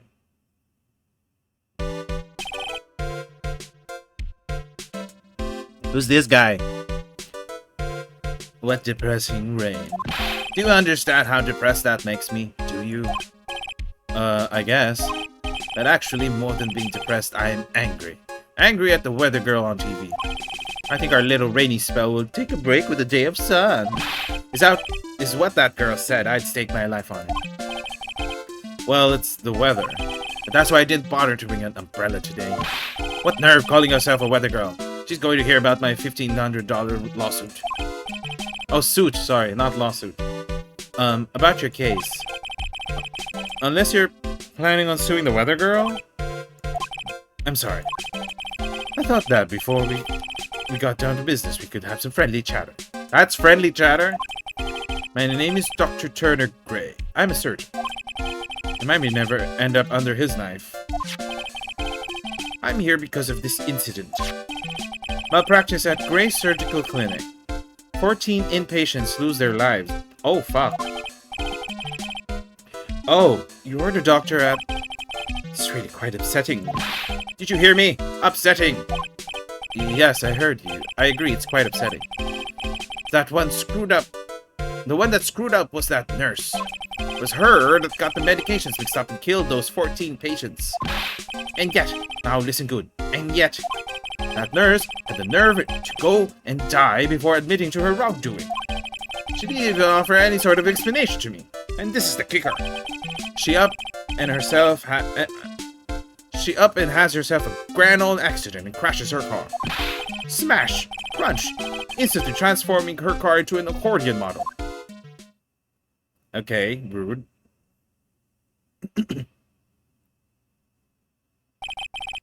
That's right. About a year ago, all the tabloid shows were talking about. Oh, a year ago. 14 victims of medical malpractice and the nurse's mysterious fatal accident. There were rumors that Dr. Gray had actually caused that crash. People said it was to forever hide the person responsible for the malpractice incident. Why would I? Why would I? Now I'm just going to say this one. Why on earth would I want to kill that nurse? She's the one who killed those 14 patients, not me. I think you need to take a deep breath, doctor, and focus. More to the point, this case is over a year old. Why bring it up now? That's simple. because the situation is slipping out of my grasp. This just won't do. My clinic isn't seeing nearly as many patients nowadays. I wonder why. Do you understand what that means? Is they're not coming to my clinic? You don't say. If it were me, I don't think I'd want to go either. So, what would you like me to do about it? I want you to help me prove I'm innocent. You do realize I'm a lawyer, not a private investigator, right? No, this is something only you can do. Maya Fey, you know this girl, correct? Maya? Why would you know her name? I heard you were working under her for a little... Under her? Well, yes, I mean... Hey, wait a second here. I work under her? Yes, am I wrong? She told me. I'm not sure if... Well, we worked a few trials together, but she went back to her hometown to undergo more training. Ah, yes, I heard. Must be lonely for you. What? Wait, I'm not... She must have been an extraordinary girl to handle such rigid training. Huh? I have an acquaintance who knows a lot about those mystical sorts of things. She's the one who introduced me to Miss Faye. Is Maya really that famous? And I've already set up an appointment. For what? What else? A channeling. I'm going to have her call the spirit of that nurse that went and got herself killed. Oh. Maya. I wonder what she's up to right now. We, the women of the Fae clan, have always been spirit mediums. It's because the power to communicate with spirits flows strongly through us. That's what she told me. I guess she's learned to accept her responsibilities to become an adult. Not counting training, this would be her first time channeling a spirit. So she gave me one condition before accepting my request. A condition? A condition is you, Mr. Wright. She said that she wouldn't do the channeling without first seeing you again. Me? And that is why I've searched you out. You want to see her too, don't you? Huh?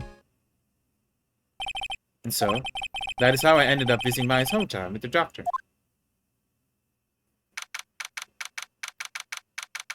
Crane? Oh, cute. So this is Crane Village, Maya's hometown. Oh. Why, hello there. Oh. What an odd little girl. Hey, wait up, Pearly. Someone else is coming this way. Nick! Maya, how are you? It's good to see you again.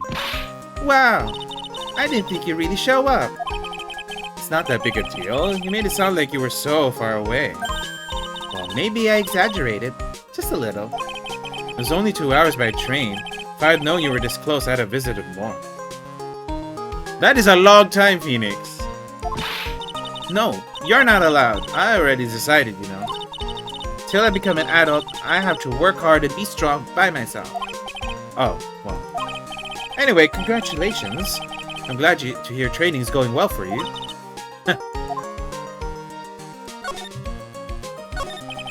Looks like you finally become a full-fledged medium taking on your first job. Sorry. Yeah, I didn't think it would be this soon. But this case, do you know the messy story behind it? Behold the power of the Maya Intelligence Network. Let's see, 14 people died because of a malpractice on Dr. Gray's part, right? And to pin the blame on the nurse, he killed her in what appeared to be a car accident. Huh? So, what is this Maya Intelligence Network anyway? The tabloids. That's what I thought. I'm just pulling your leg, Nick. What really happened is the exact opposite. I heard all about it from Dr. Gray.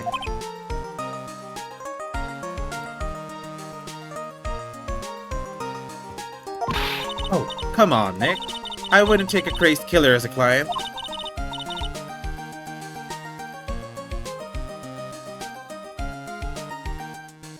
That's too scary, even for me. Yeah, I guess so. So, this is your hometown, huh, Maya? Yep. Crane Village, but I've heard people call this place Medium Valley, too. Interesting. Is it because it's between small and large? So everyone that lives here is a spirit medium? Pretty much. Most of my ancestors were two, I think. That's probably true, since the Fae abilities to communicate with the dead is so strong. Actually, only the women of this village are mediums. So what do the men do? They usually work someplace outside the village. Imagine having maybe your friends are starting to make... I mean... I'm thinking as well, like, if I do know someone named Phoenix, would I keep calling them Phoenix? And I'm like, yeah, I'll probably keep calling them Phoenix. Oh yeah, I wanted to ask about that girl I saw earlier. Do you know her? Oh, you mean Pearly? Pearly? Pearl Faye. She's my cousin. Oh. She has a heart on her head. Isn't she adorable? Just like yours truly. Cousin. Wait, then that means is she also a... Yep, she's a medium too. Even though she's small. Pearly is a real genius when it comes to channeling. I see. I hope it didn't scare her when I tried to talk to her earlier. Nah, it's not you. My aunt drilled it into her head that if a suspicious-looking person tries to talk to you, run away. Suspicious looking? Well, you're not wearing training clothes for starters. Of course not. Pearly's my aunt's most valuable treasure, so she's not allowed to go outside of town. She doesn't know much about the world outside of Karain village. Aunt? Pearly's mother is my aunt. Duh, come on, Nick. Well, Nick, I've got to get going. It's about time for the channeling to start. Huh. Oh, yeah. I'm doing the channeling in my house, so come on in, okay? After I'm done, we can grill up some juicy burgers. Alright. Good luck, Maya. No, Faith. Not the anal braids. Also, hi, how are you doing? Well, at least she's still the same perky Maya.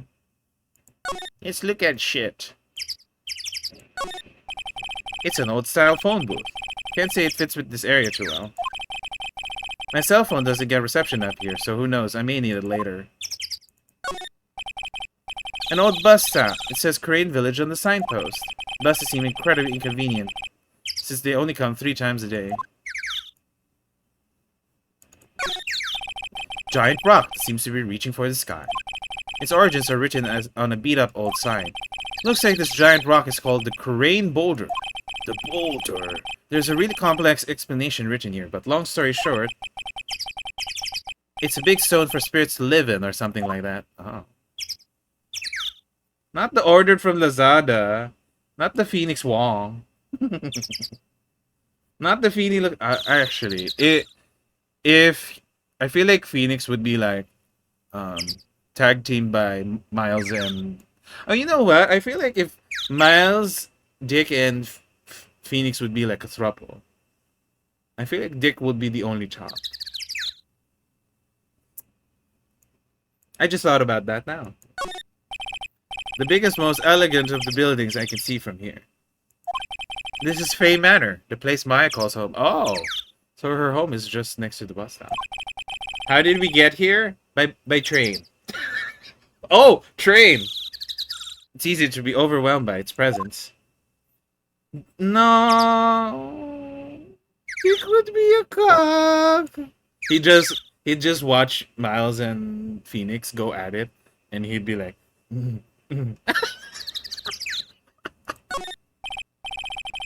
rustic, thatch-roof houses where the other villagers live line the street. They're nowhere near as large or as nice as the manor in front of me. It's kind of odd that I don't see any other villagers walking around, though. They're dead. I don't like the bird effects that they keep using. They keep using this in the previous game as well. I'm like, so tinning. 219 Fame Manor Meditation Room. Ah, Mr. Wright, I'm so glad you showed. Some nice weather we're having today, aren't you happy? No, not at all. Oh, bitch. A stupid weather girl made the wrong call again. It will rain cats and dogs today, she said, with a straight face.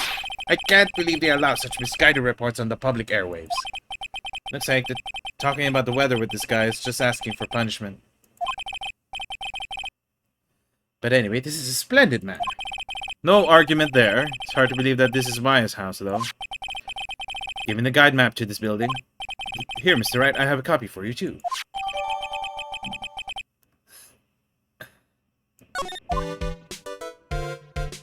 Well, this guy is a surgeon. So he's like all stuffy and shit. Not the Zenai de Seva. Well, that's funny that you say Zenai de Seva, because we are going to a medium. Well, Zenai is more of like a fortune-telling person then. Channeling chamber. Winding way.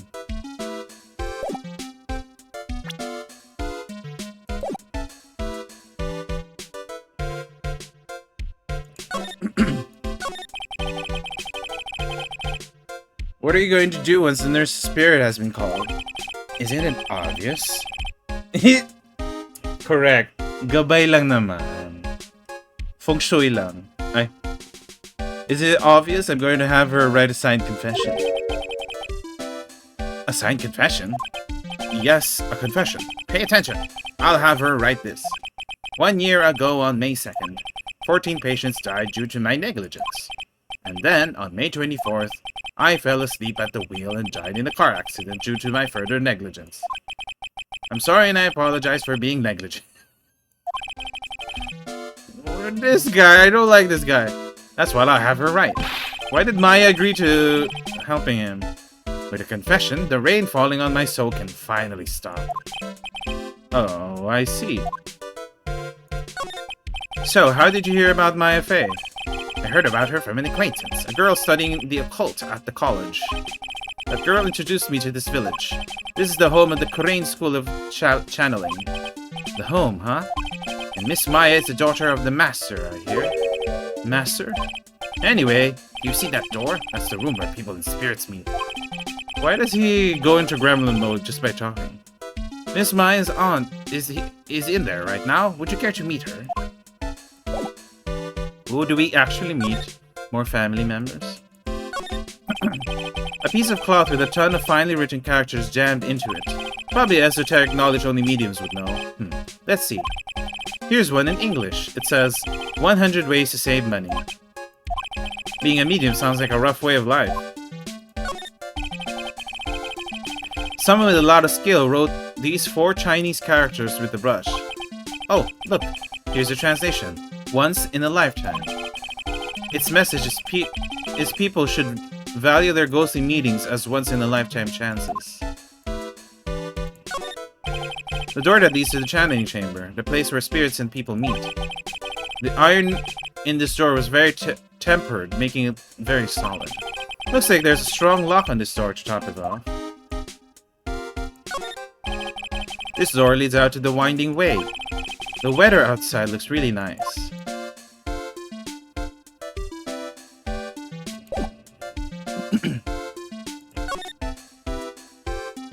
Ooh.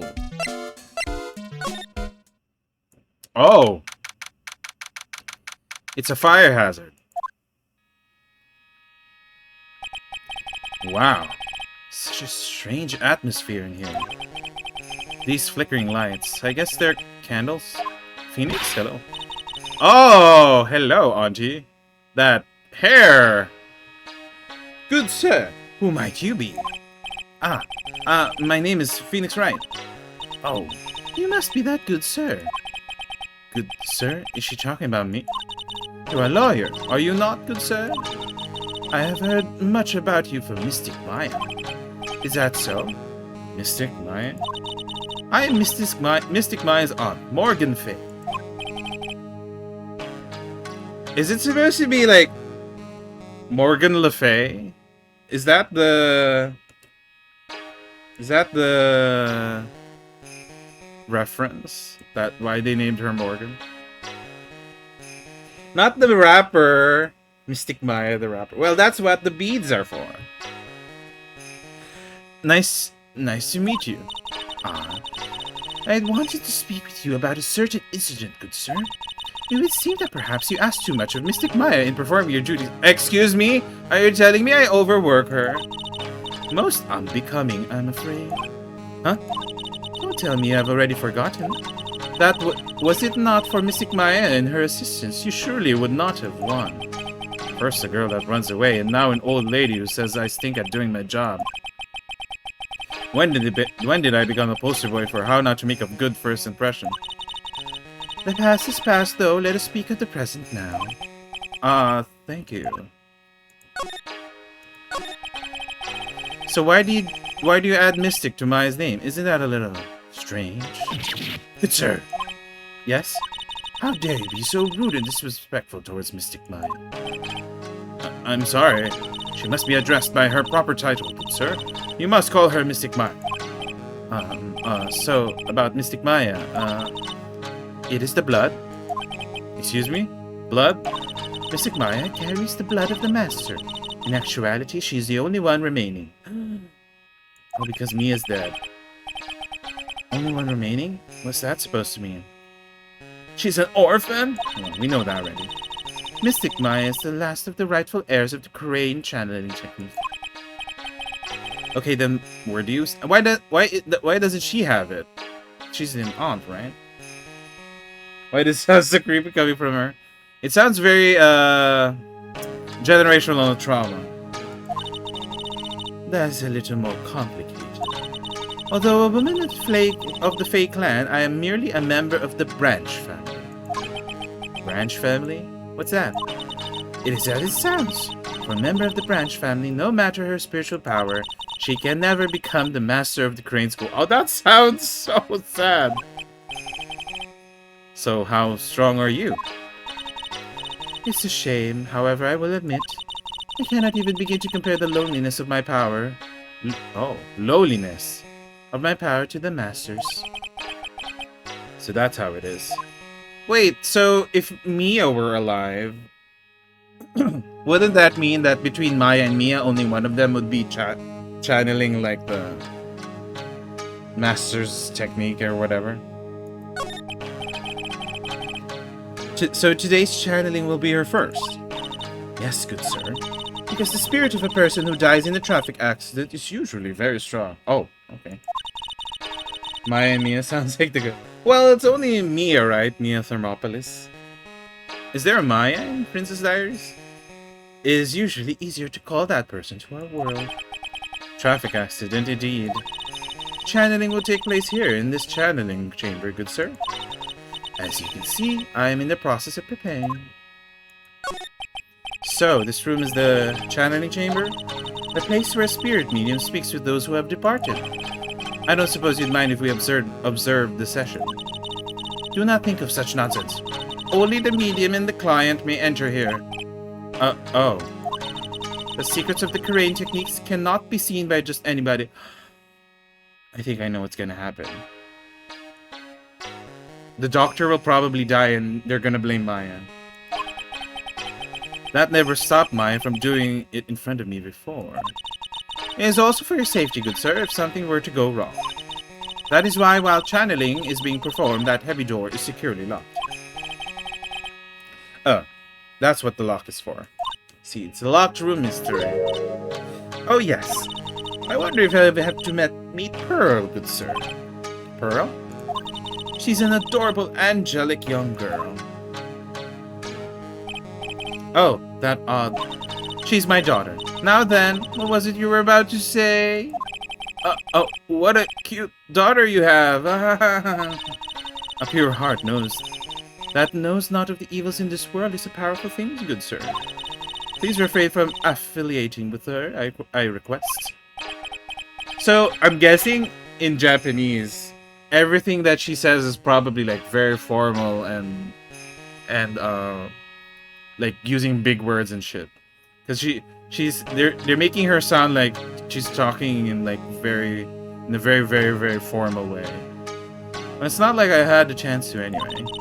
I must insist and stress that you will not let it occur. Okay, I get it.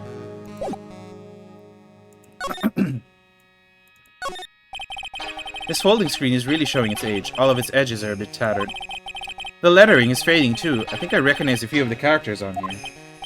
Kurain? Oh, is it supposed to be Kurain? And I'm reading it as Crane. Pretty sure that's what it says. Maybe I'll ask Maya about it later. I guess this is an altar. Whatever it is, it feels very important. A mirror-like object with a cloudy reflective surface and some branches of a sacred tree have been set in a predetermined arrangement. Good sir, I wonder if you would please not touch the sacred objects. Those objects are being offered to the spirits. If you were to touch them, good sir, they would become cursed. Yes, cursed. She really didn't have to talk down to me. I'm not that much of an idiot. Only slightly. There's some empty space behind the folding screen. The light of the candles can't reach back there, so it's completely dark. Why did they have to point that out? This is where the medium sits, I assume. There are 4 panels on this flooring. The straw on the flooring feels a little damp, probably from the humidity in the air. The meditation room is on the other side of this heavy-looking door. There's a giant iron lock where the handle is. It feels like a curtain that separates the normal world from the spirit one.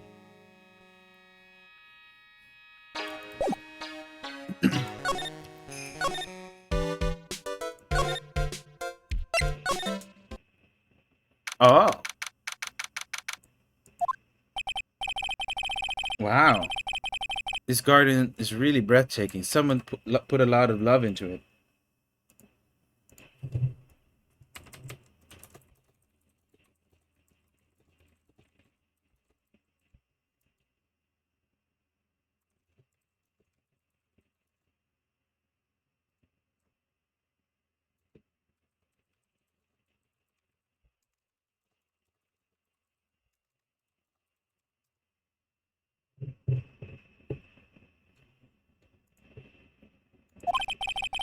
What is that over there? Is that an incinerator? Looks like a little out of place in a garden like this. It's a really old urn. The ashes of a person long dead are inside. Looks like something with a long history. Other than that, it's not very interesting, so time to move on. Okay. It's a small incinerator. I don't think garbage trucks come all the way out here for tiny villages like this. So every family has to burn their own trash. A splendid garden with a small lamp and traditional decorations. It's a bit small to walk around on. Although that incinerator piques my curiosity. Okay. Into fire. Looks like there's a room over there too. A peaceful feeling is emanating from it.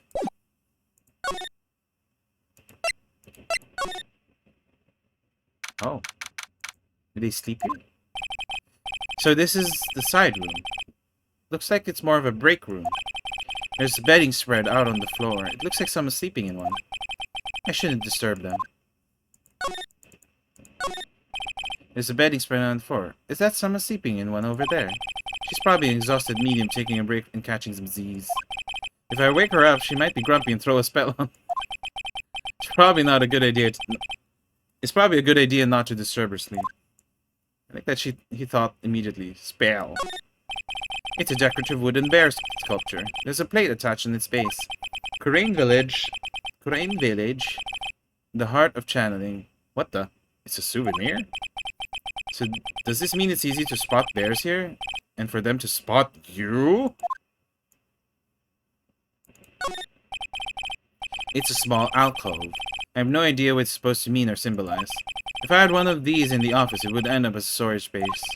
But here it's decorated with some pretty flowers and a beautiful hanging scroll. Oops. There. This is the first time I've seen a sliding door like this in person. From here, I can see the winding way in the little garden in the courtyard.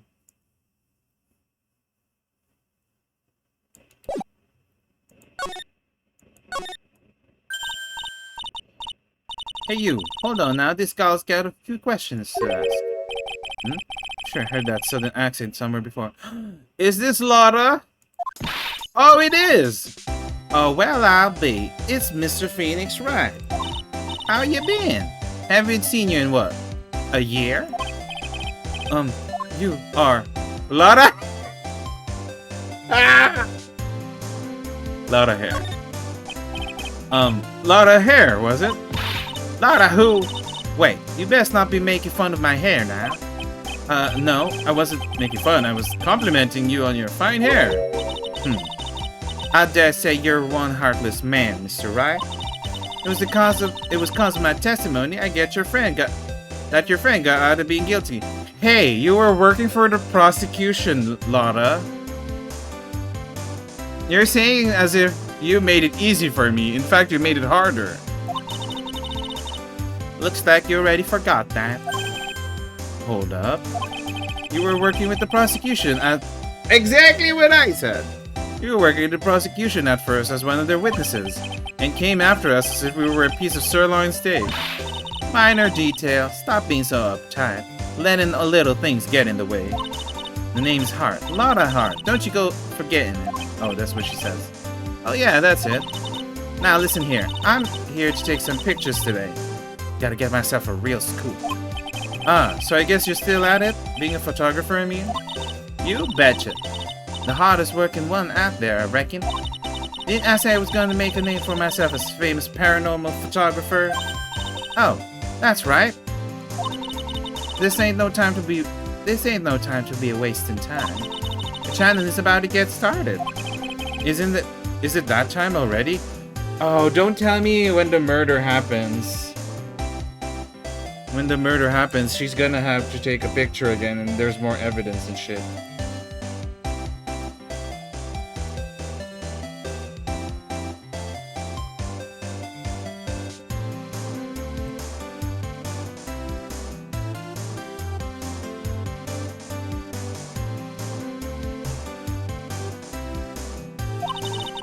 Well, we should hurry up and get to the meditation room. What are you waiting for? What are you waiting around for? Come on. What are you waiting for?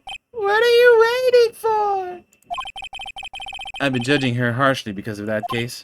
But I guess looking back, we had some good times too. Okay, not that much. She kind of blamed us for a lot of things, so...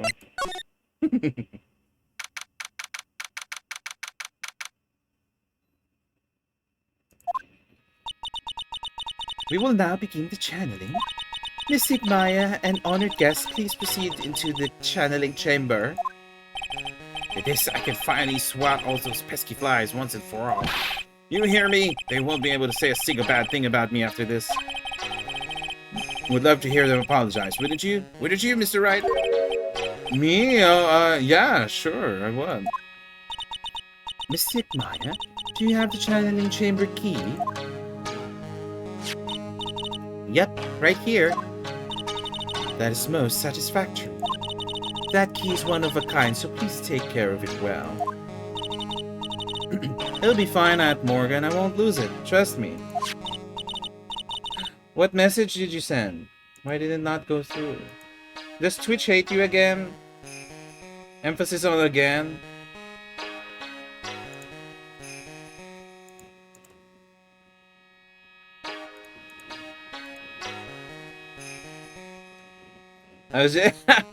It is very Ice Spice, the hair. Especially since it's like red and afro. Okay, Dr. Gray, let's get started. Fine then, let's go. I could kill him for you if you want, Maya. He's annoying. Now let us wait patiently out here for them. Please have some lovely bitter green tea and jaw-droppingly large strawberry desserts. It has to be jaw-droppingly large. Hold on now, Granny. Granny? How come we ain't allowed in that room? Dear madam, you have an impressive grasp of English. From where did you learn it? Oh my god, Morgan. What? I'm from the heart of the heartland. Is that so? Then I humbly request that you return to this... Oh. She's racist. She's xenophobic. What are you? This is Crane Village. If you cannot follow our traditions and rules, we request that you leave. Sorry. Oh! Wow, she shut Lotta up. Now that's Impressive. They could have used... That's Lotta impressive. No, that doesn't work. Never mind. Now then, let us wait.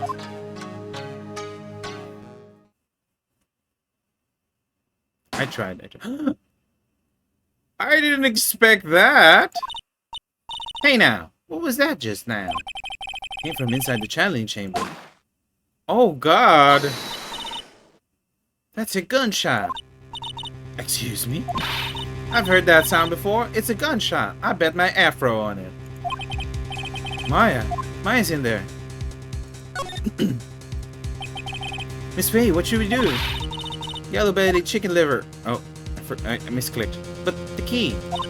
The key is one of a kind. In this world, there's only with that one. Even I am powerless to open that door. Oh, there's really no other way. Alright, stand aside. I'm going to break the door down. Wait, please. That sort of recklessness. Yeah, that's not what I call... Now that's what I call being a man. Oh, Phoenix. Oh, very strong. Opening a big door. Dr. Gray. Oh, see, I was right. Lotta, come on now.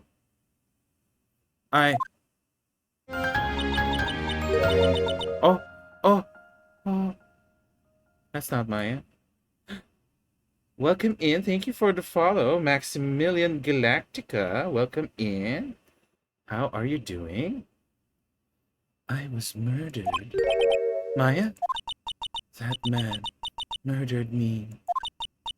So I killed him. What? Oh, Lotta, you better stop. Lotta, at a time like this are perfect for snapping up shots.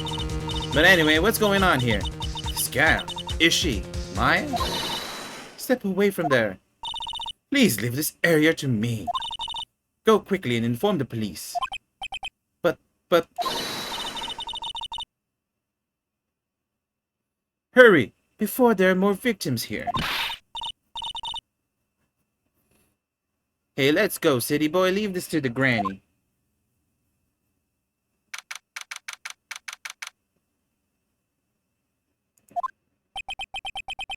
My cell phone doesn't get reception way out here, so I ended up using the phone booth to call the police.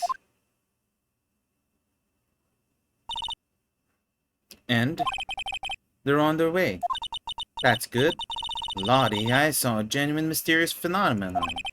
She seems really on the edge because of all this. Not that I blame her, I'm scared to death by what's going on. Hey, mister. That gal, Maya, she wasn't the one that pulled the trigger, was she? Also, where did the gun come from? Oh, yeah. Lotta doesn't know that when Maya's channeling, her whole physical appearance changes. Then again, weren't there only 2 of them in there? I reckon she must have done it then. Lotta, what do you know about Dr. Gray? Not much, but I did some digging. That's one gem with a bad reputation. Really? I hear he's good at surgery and stuff, but his personality stinks like wet sheep. Wet sheep? I sort of got the same impression myself. Exactly, it's the bloody boobs. It's like the bathwater girlies, but with blood instead of water. He's real controlling.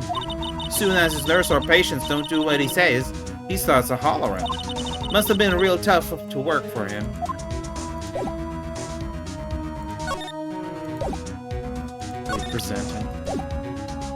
What is this? Oh, that's the map. I was like, why do I have that?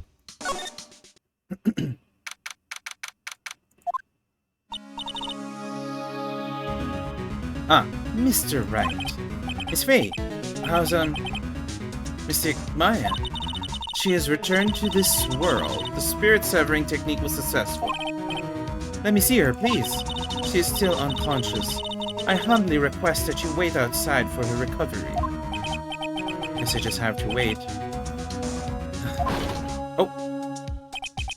The police are here. Sorry to keep you waiting. What? Why did they send you, Dick? Huh? You again? What are you doing all the way out here, Detective Gumshoe? It's like me and Phoenix have the same brain. It's actually kind of funny. I was in the area for a business trip, pal. Well, time to check out the crime scene. I have a question to everyone here later on. So just sit tight, alright? Why is he grinning at me? I like that. Why is he grinning at? Why is he looking? Shall I show you to the scene of the crime, Detective? Jim Shoe.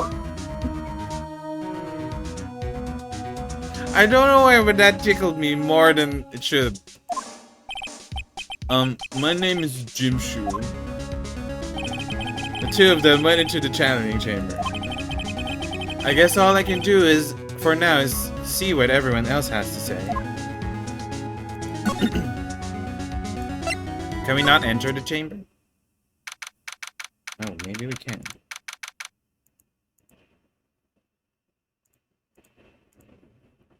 Jim Shaw. The police are busy running here and there, and I don't see Maya anywhere. Hey you! Don't touch anything. Look, I really need to ask you some questions. Don't look at me like I'm some sort of uncaring jerk. Tell you what, pal. I'll let you ask me a few questions, alright? About Maya. I hate to break this to you, pal, but with the way things look right now, that girl's the only one who could have done it.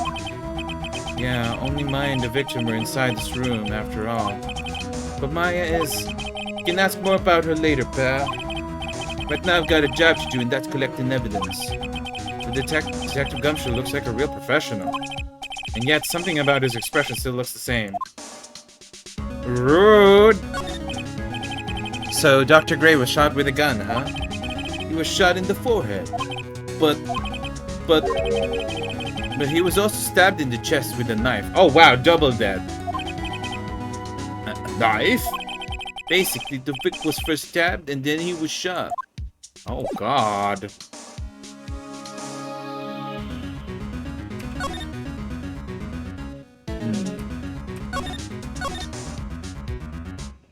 Blood. I knew it. I felt it when the doctor was being like very annoying. I was like, he's probably gonna die.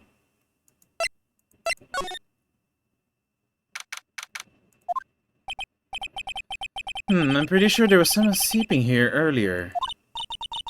Like, how can I help you? Oh.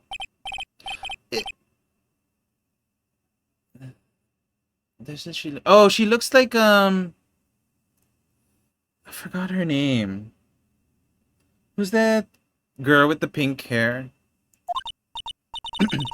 I'm like, so isn't it about time to start?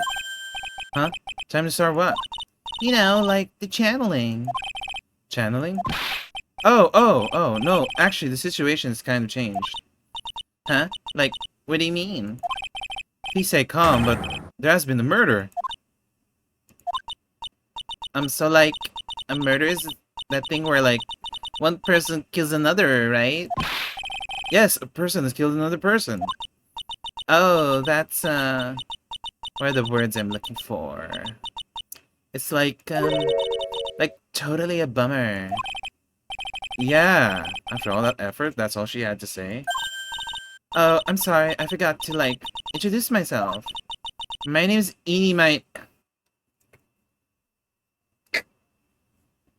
They had fun with these names, huh? Okay. At the college, I'm researching and studying parapsychology. Oh, you're the one that the doctor was talking about, learning occult shit. Parapsychology? That's right.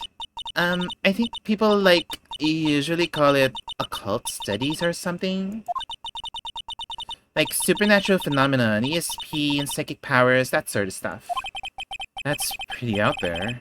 I'm Phoenix Wright, attorney at law. Eeny miny. So what brings you here today? So I was the one who told Dr. Gray about this place. He asked me, like, do you know the good spirit medium? Did Dr. Gray did say something about being introduced to this place? Cause, like, talking to dead people and, like, multiple personalities are, like, my thing. I see, then why were you taking a nap here? Like, I wasn't feeling good. Huh? I'm, like, allergic to sesame seed.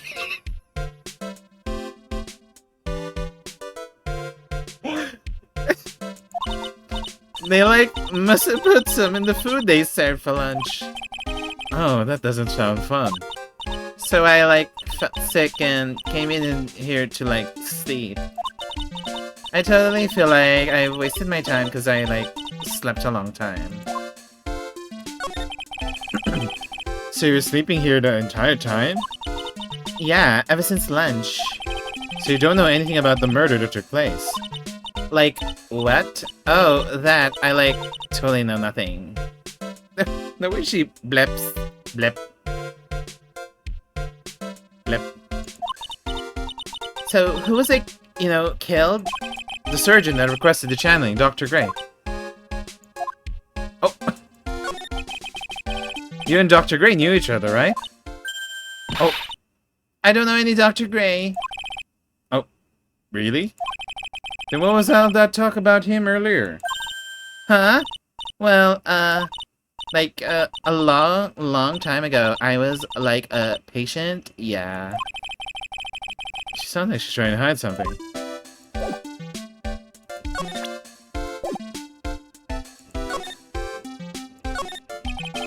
You left the blanket a mess. Are you going to fold it? Like, I had a really good nap, and, like, I was thinking of leaving it like this, so, like, it's all set for tonight. Okay. Eeny miner. There's no one here, as usual. Oh. Ah! Hey, how are you? You're Pearl, right? Silent as ever. Huh? What's she got in her hand? I've seen it somewhere before. Oh. What is it? Is it my hair? Is it too spiky? Not spiky enough? Oh, she's gone.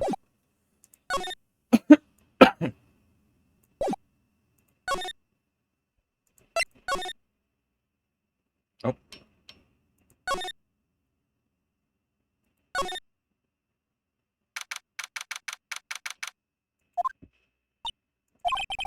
She's probably scared out of her wits after having a murder take place right by her.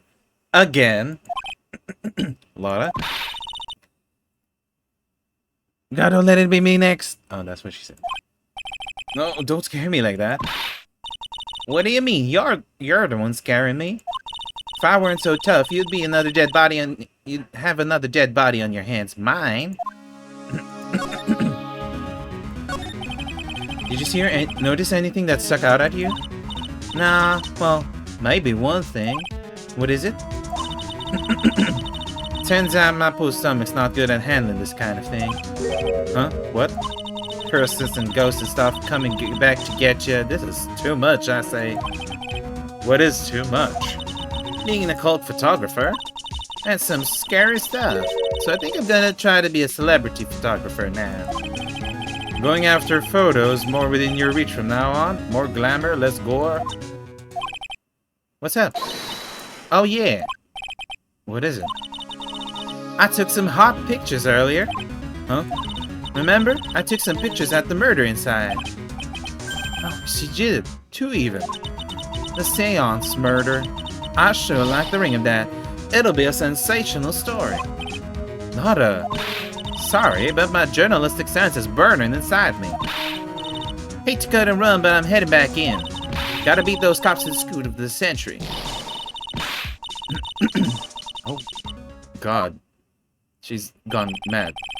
I don't know who's scared, Lotta or the spirits. And why does it feel like we've been through this before? Because we have.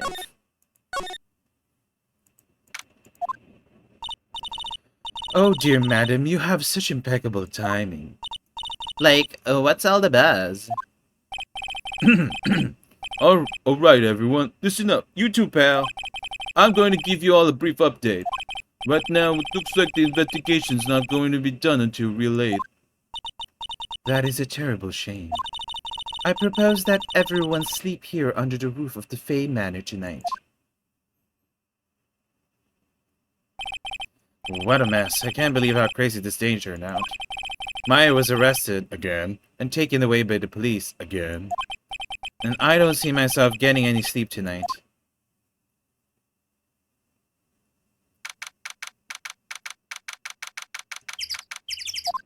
Not the birds again! Morning. I guess I must have nodded off at some point. I hope Maya's okay. I should hurry and get to the detention center. ASAP!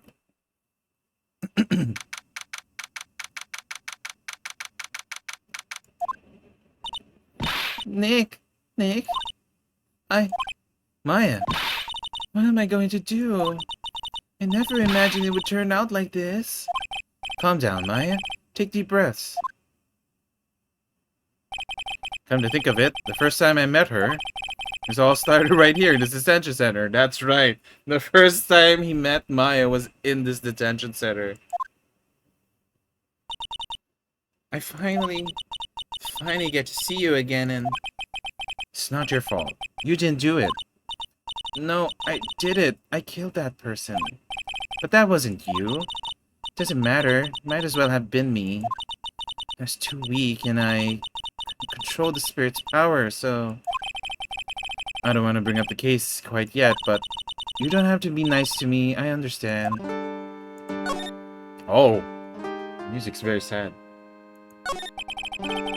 So you're the master of something, or of the Crane's School of Channeling? Actually, my mother is for now. But since that title is passed from mother to daughter, I guess I will be someday. But many people think that channeling isn't real, and that it's all just an act. You believe in us, don't you? Yeah, because I've seen it with my own eyes. And Mai's channeling a spirit, not only her voice, but her whole physical appearance changes. It's a supernatural phenomenon that occurs every time. This is a crazy first case, though. They really thought about this. Happened this time, too. Dr. Gray said that he wanted to call the nurse, so... I do love how they somehow find a way to use the characters that they already have with the cases. Like, even with the samurai one, even though it's mostly new characters, they still found a way to relate, like, Maya and people we already met to the case. Maya's body must have taken on that nurse's appearance. What exactly happened in the channeling chamber? I went to that room with Dr. Gray, locked the door, and sat down across from him. Okay. We closed our eyes, and I began the channeling. I have never seen how long Maya's hair was. I didn't know that it was that long.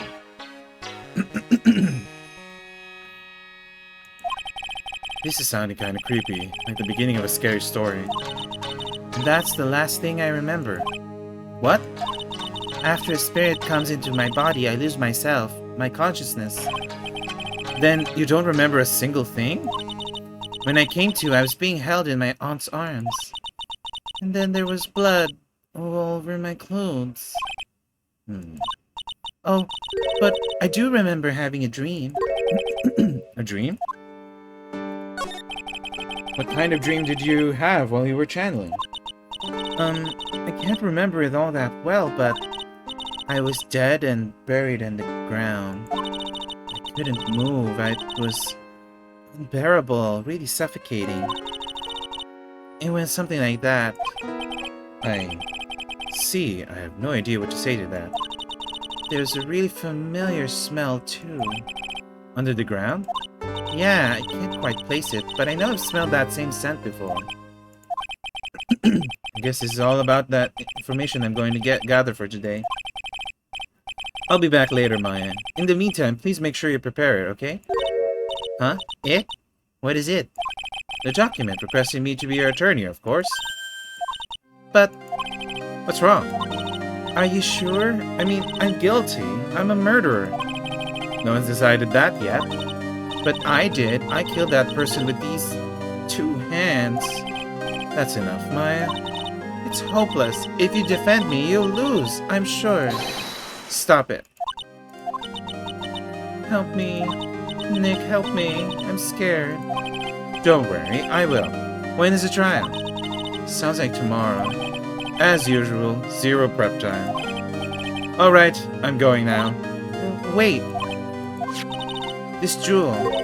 This is called the Magatama. It's a magical charm, and it's always protected me. Give this to Pearly, and I'm sure she'll lend you her spiritual powers. Pearly's gonna help us? It's small, but it's a deep, profound aura to it.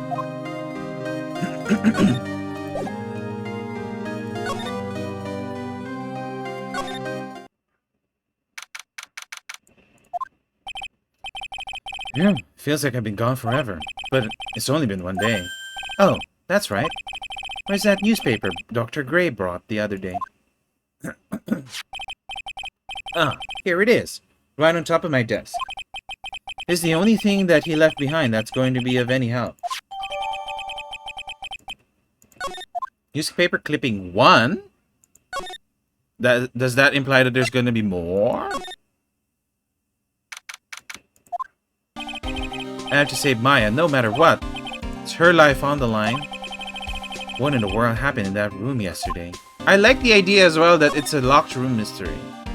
That's very different. They never... I don't think... Yeah, the other cases haven't been like a locked room mystery yet until now. And it's spiritual mystery as well, supernatural one, so it's interesting. The meditation room nurtures all mediums, young and old. Even mediums in training, I'd wager, but it's pretty deserted today. Probably because of the murder yesterday. Okay, we need to look for Pearl.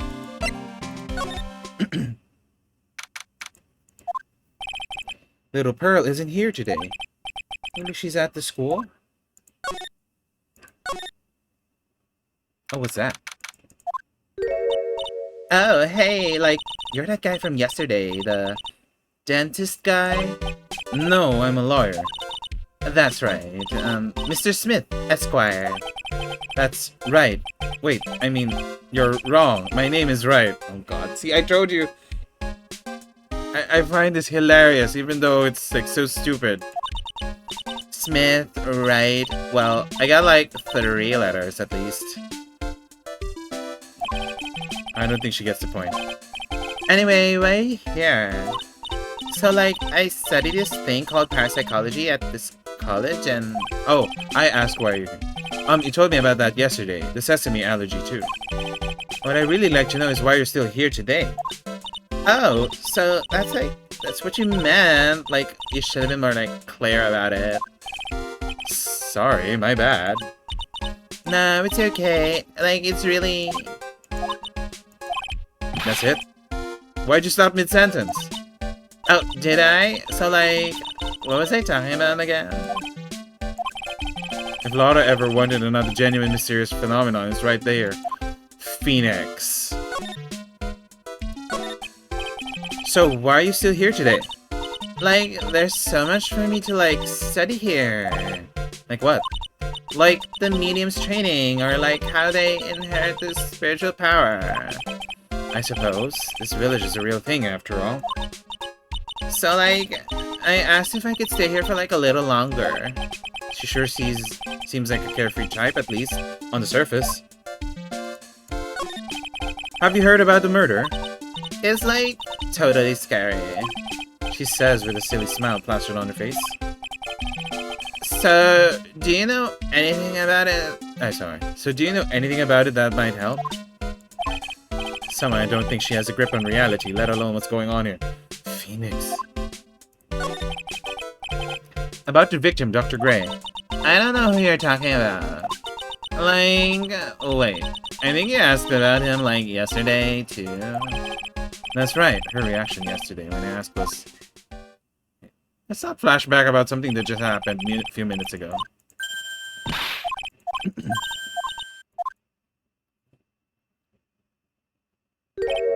Okay, she's definitely hiding something from me. Like, is something wrong? Now where did this box come from? Heard it was in here last night.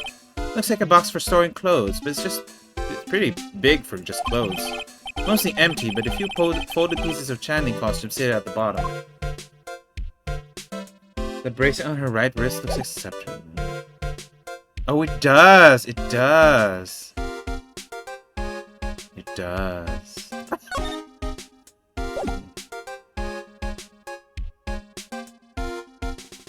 I don't know why, but my brain, like, oh, Septrum ring.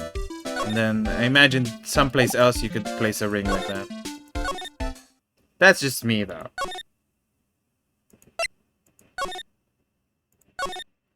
Where the fuck is Pearl? Oh, wait. I didn't try the channeling chamber.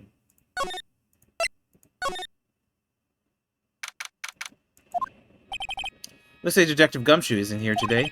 I should take this chance to thoroughly check this room. If I'm lucky, I might uncover a clue or two. Oh, Mr. Wright. Good morning. I am on my way to go meet Mystic Maya, and I thought to bring her some items to make her feel more at home. Namely tea so bitter you lose your tongue, and jaw-droppingly large strawberry desserts. I'm sure Maya will be very grateful. That's Mystic Maya, good sir. She's one scary lady. Oh dear, sweet Mystic Maya. Pearl went constantly for you last night, as did I. I know it's important for me to search the site, but I should ask her some questions too while I have the chance.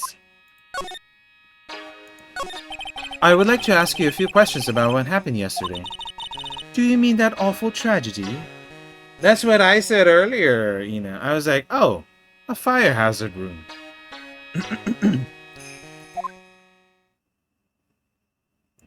Okay, flashback again.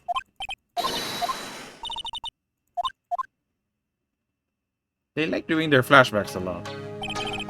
What happened here in the room after I left? Well, first I struck Mystic Maya on the head. To make her go unconscious, correct? That is correct. Next, I performed the spirit severing technique. Spirit severing technique? The spirit of that nurse was inside of Mystic Maya's body. I used the technique to send the nurse's spirit back to the other world. I wonder if this kind of testimony is even admissible in the court of law. I was thinking that already, like, will any of this even matter in the court of law? By the way, what is this room exactly? A channeling chamber? This room was created for the sole purpose of preventing such a tragedy as yesterday. What do you mean? Sometimes when an inexperienced medium calls upon an especially strong spirit, that spirit may become violent and revolt, as you witnessed yesterday. Revolt? But how? When a spirit enters a medium's body, she loses her will and herself steps aside. To put it another way, the spirit is borrowing the medium's body, good sir. But isn't that extremely dangerous? An experienced medium has little problem controlling a spirit. But Mystic Maya, that was her first channeling. And that is why I insisted on locking the door. However, I never thought that it would be calling danger upon the client himself. I am grateful that one of our heirlooms was not damaged in this horrible incident. And that would be that folding screen there. It is Kurain's sacred writings. Along with the Kurain I will read it as Kurain instead.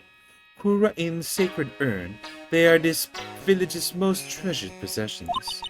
If I ever found out that something had happened to either one, oh, the humanity. Odd for her to be worrying about the folding screen at a time like this. I guess this is just some dilapidated old screen after all.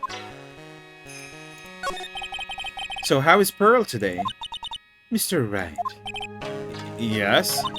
In this world, Pearl is my most treasured possession. When compared to even Mystic Maya, Pearl has a spiritual power to become a master. That's very impressive. Until now, the women of the Branch family have thought themselves to be inferior. But Pearl is different.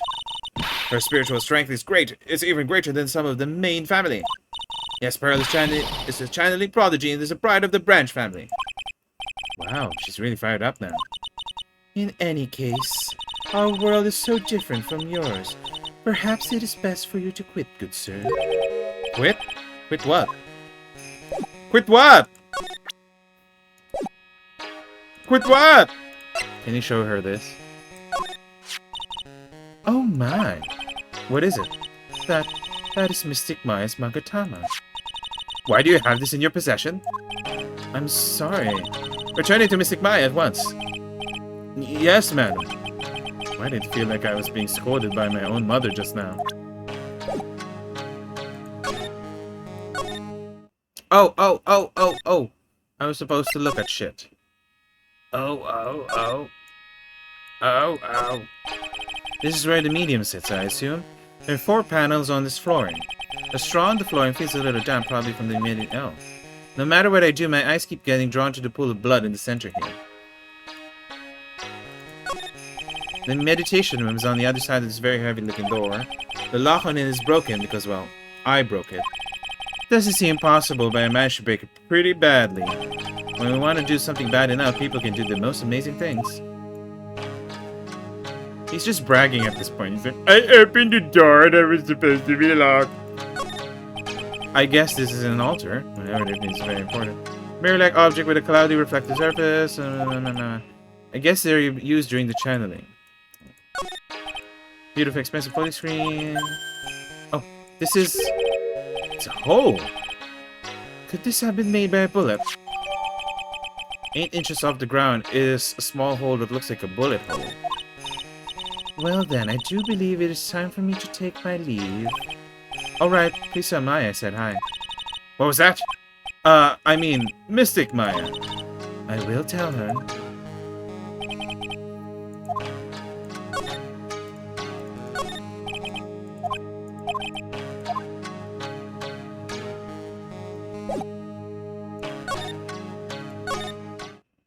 I just want to see Pearl. I need to ask for help. Oh, there you are. You surprised me. And how are you today?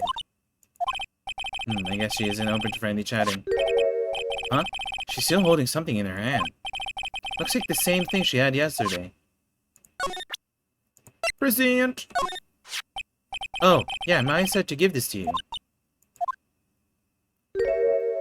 Aww. Oh, I'm in trouble now. Morgan sees us like this, I'll be the next one they're channeling. Okay, that's funny. That's Mystic Maya's. Huh? She actually spoke. Who are you? I'm Phoenix Wright. I worked with Maya. You worked with Mystic Maya? You're Mr. Nick, right? Excuse me? I bet I know who she picked up Nick from. I know who you are. You're Mystic Maya's special Oh no. Oh no. What? So then, of course, You're going to help Mystic Maya, aren't you? that's what you're going to do, right? Well, yeah, I will. Oh, wow, it's like a beautiful fairy tale. That earnest look shining brightly in your eyes must be true love. What? Why am I being boiled into a bright little lobster by this little kid? I'm so jealous of Mystic Maya. Ah, what a wonderful relationship. Wait, I mean, things aren't like... I can tell you're a good person. Alright, Mr. Nick, I may be small, but I'm going to help you any way I can. I didn't expect her to say that. Of all the things to happen.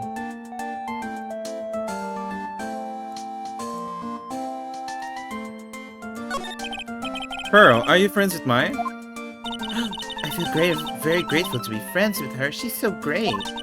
I want to be like Mystic Maya when I grow up. I really look up to her. Wow, I had no idea Maya was so revered. Usually when people don't use Mystic Mai's title, I get mad. Sorry. But if it's you, Mr. Nick, then it's okay. Because you're special to her. Where in the world did you get an idea like that? By the way, this may be rude, but which channeling school are you from? Oh yeah, she doesn't go outside. Which channeling school? Yes, for example, I study at the Kurain technique. Ah, I get it. No, I'm a lawyer. Lawyer? Yup. Is that related to spirit mediums in any way? Not that I know of. Wait, are you telling me you don't know what a lawyer is? I'm sorry, but I have no idea. I did say Pearl doesn't know much about the outside world. So, what's that you got there, Pearl? Oh, this? I found it yesterday. If you want it, I could give it to you. Sure. Alright, well if you really want to give it to me.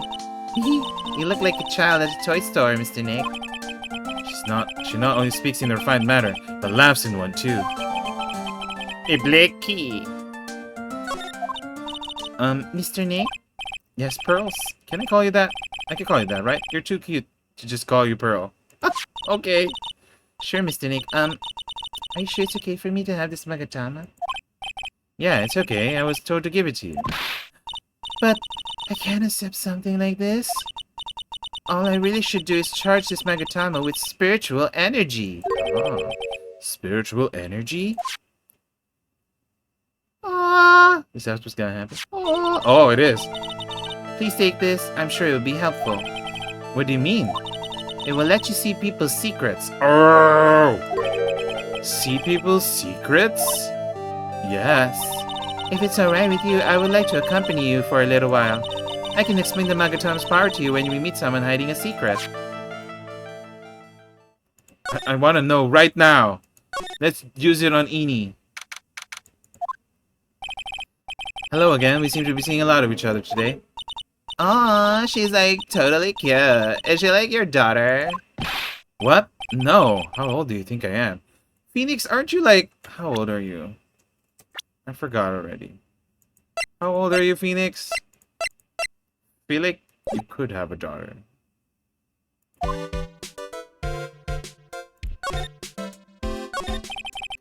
I want to ask you about the victim, Dr. Gray. I totally don't know him. Ooh, this is new. What is that? You can see it, can't you, Mr. Nick? You can see the lock on this person's heart. Huh? What?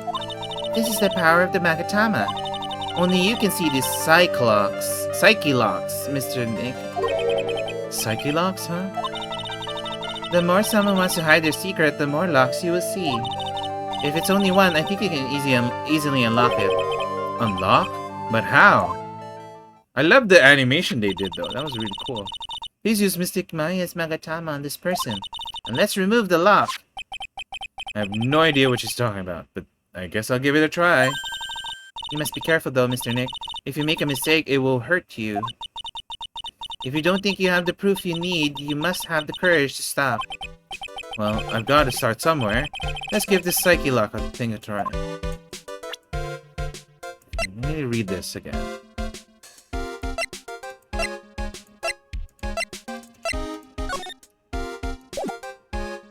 Okay.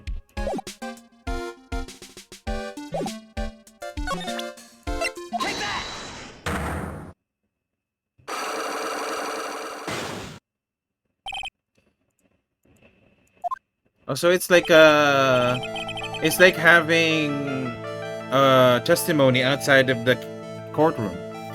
Eeny miny, I do believe you know who Dr. Gray is. I told you, how many times do I, have to repeat myself?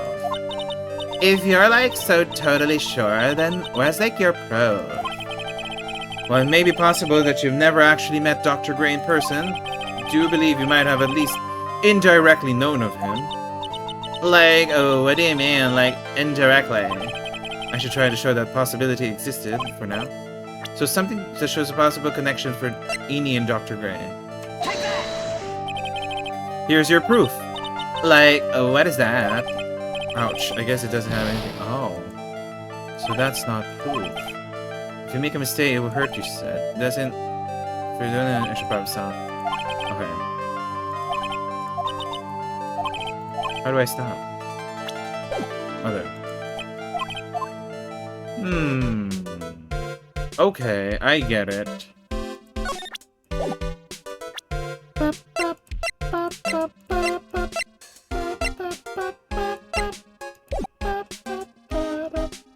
Alright. I'll save here.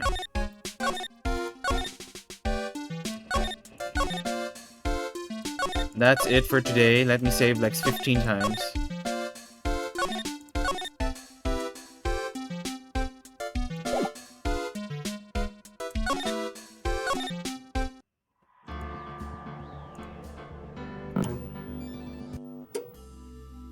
If I feel like it, I might continue playing tomorrow, same time as tonight, around 8 to 9. So, if you want more. Because I like playing Phoenix Wright on the weekends because it's not like very taxing to play. It's not tiring to play. Even though I'm reading a lot, it's not like too much reading. So it's actually like exciting to play. Of course, Ina, thank you for the raid earlier. And you finally caught a Phoenix Wright stream.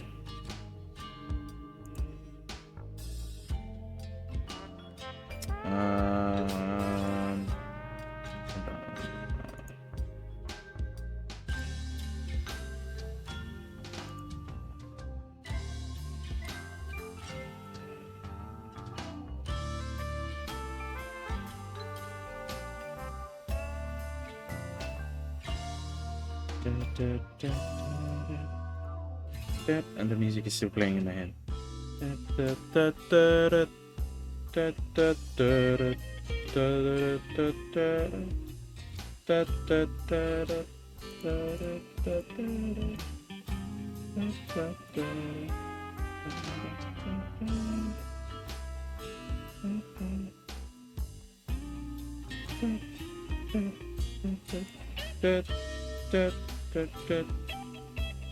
Okay, I will raid out to Yappy.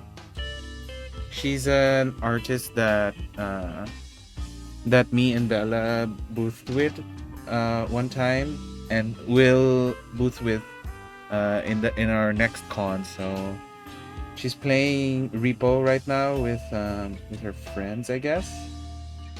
So if you can join the raid there. Hold on. Started. The fuck?